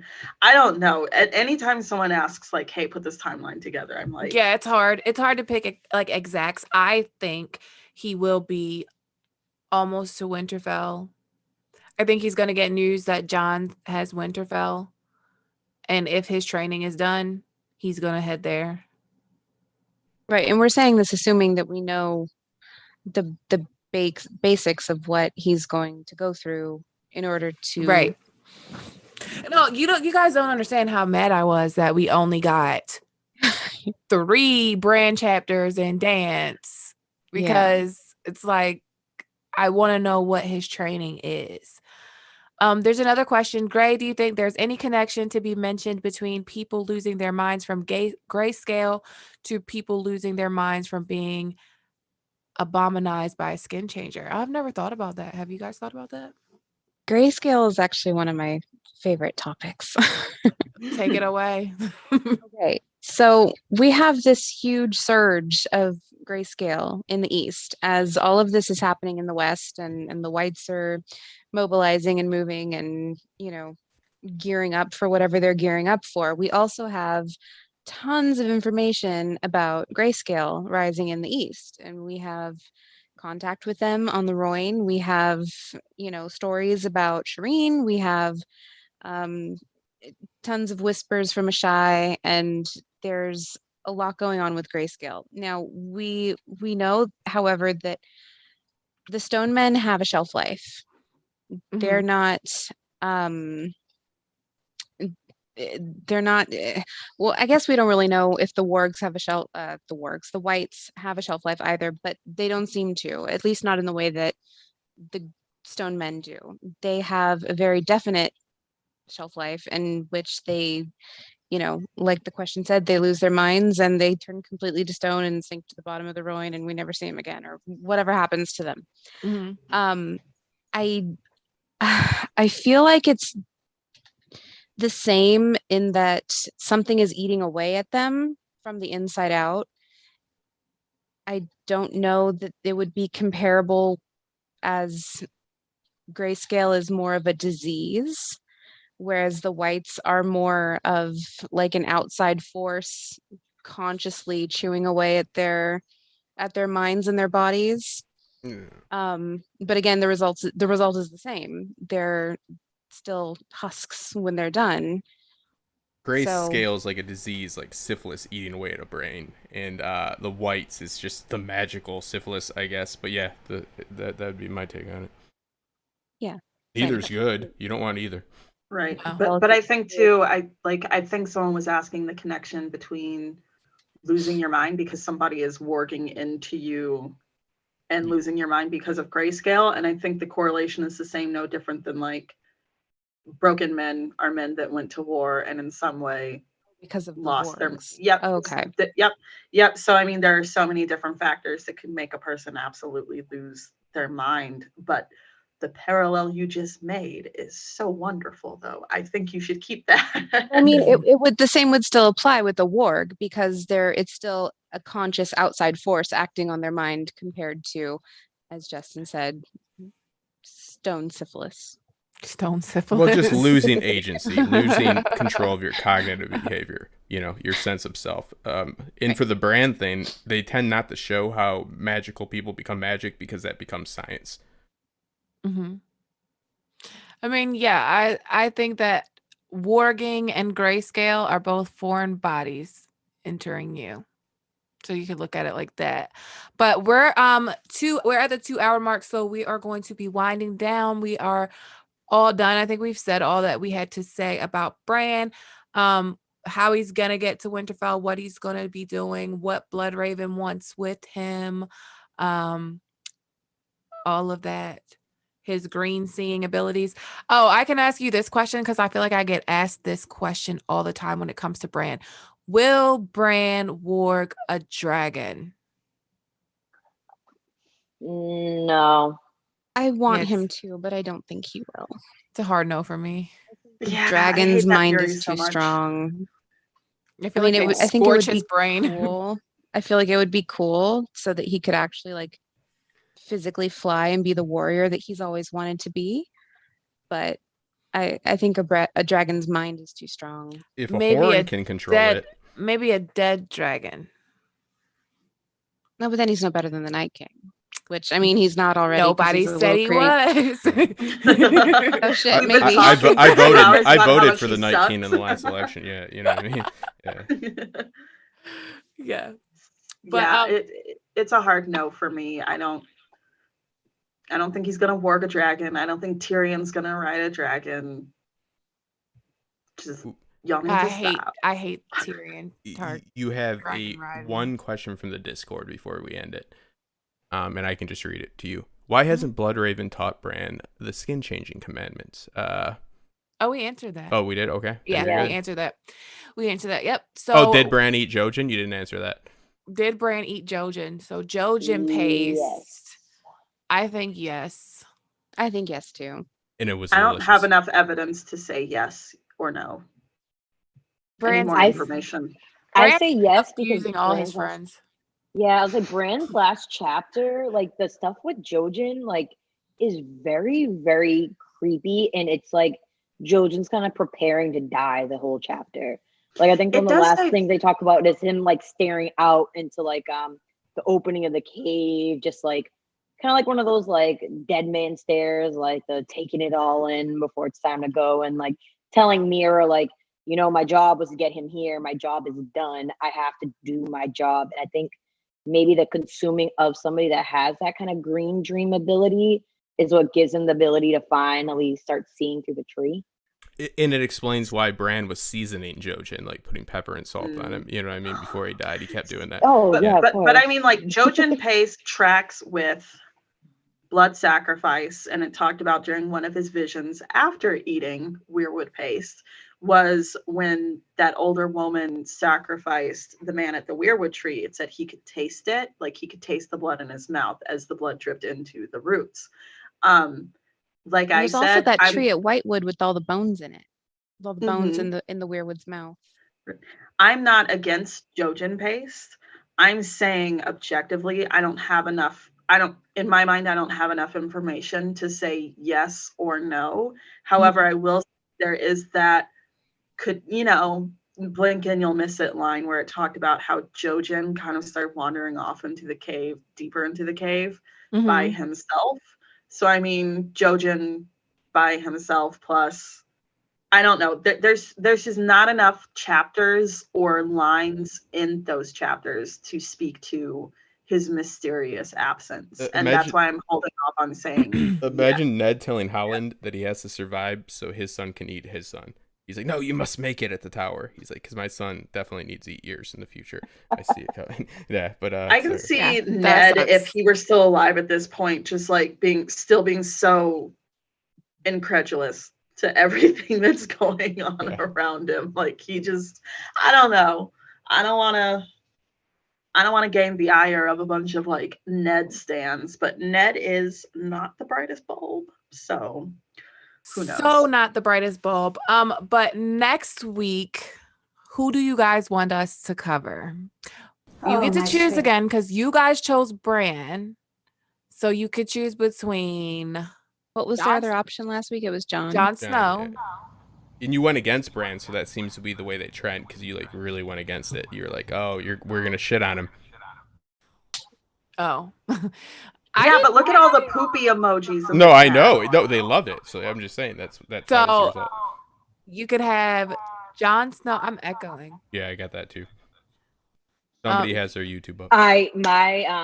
One of my AirPods died. I'm sorry. It's okay. I had to alternate. That's why Apple you see needs me, to like, going in and out of apologize. my ear. Yeah, I had one AirPod went on 10%, the other one went on like 5%. So yeah, we're here now. Hi, sorry about that. It's all good. So you can have Jon Snow, you can have Stannis, or you can have Rickon.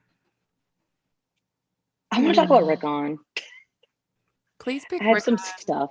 Can you guys please pick Rickon? Because I have some stuff about Rickon I want to talk about. And we I can talk really about do. Davos. Exactly, and unicorns. Do you want to And put up a feral poll? cannibals? children. Great. Do you want to do a poll on Rickon. Twitter? No, if you want Stannis, put the deer emoji. No. If you want Stannis, put the deer emoji. If you want Jon, put the wolf emoji. If you want Rickon, put the unicorn emoji. Vote unicorn. Vote unicorn. Vote unicorn. Rickon. Can we please not talk about? Damn it! I see the first. Stannis vote. We're gonna. God it's damn it! Fuck Stannis shit. It's between Stannis and Rickon. We're gonna talk about Danny, Let's but talk about Jon. Danny is like coming. So see, for Stannis, I had something special planned for y'all, but so if I don't do Stannis this time, it's because I have something special and I have to see if they can come on this day. But I'm gonna try to do Stannis. Man, I see a lot of unicorns. Let's go. I see a lot of unicorns too. Yes. Okay, I will go back. Vote, but I'll go back and check it Monday and see. Someone where- said Arya, not an option this week. Okay. We're Just still in the so you know. north. John. Arya Still and in the north. Danny. We're still in north, so we're doing characters that are in the north first. All right, guys. All right. So that was the stream today. That was the episode, the brand episode of DireWolfCity. Oh, the unicorns are all up and through there. They want Rickon juice. Yeah, I'm This guessing. is some this is- schmod and fraud at the highest level. You people. Yeah, let me love all put you my guys. Thank you. unicorns in there. Let me go to the chat and put my unicorns in the chat. I'm thinking Rickon. It's kind of a unicorn landslide at this point. It is. It really is. Yes, it is. I'm so So- happy. I love you, sick It is. bastards.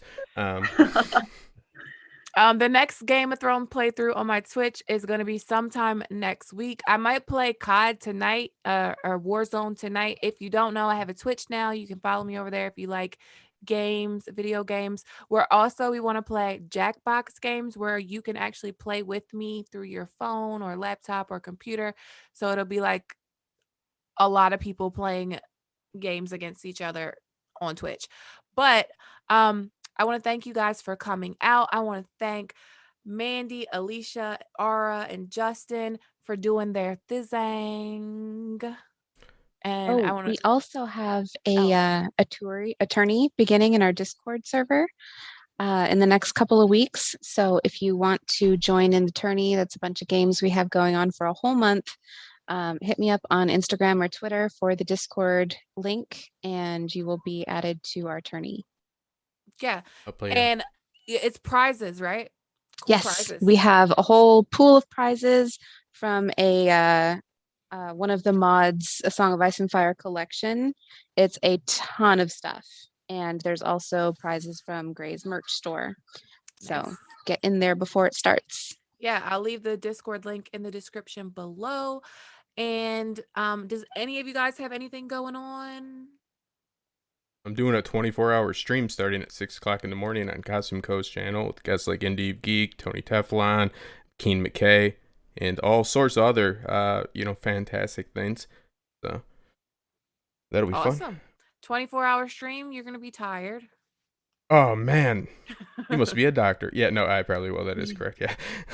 And we do have your merch. I put your merch. You'll see a picture of it in the outro. But besides that, thank you, lovely ladies. And I'll let you say your goodbyes and I'll roll you out.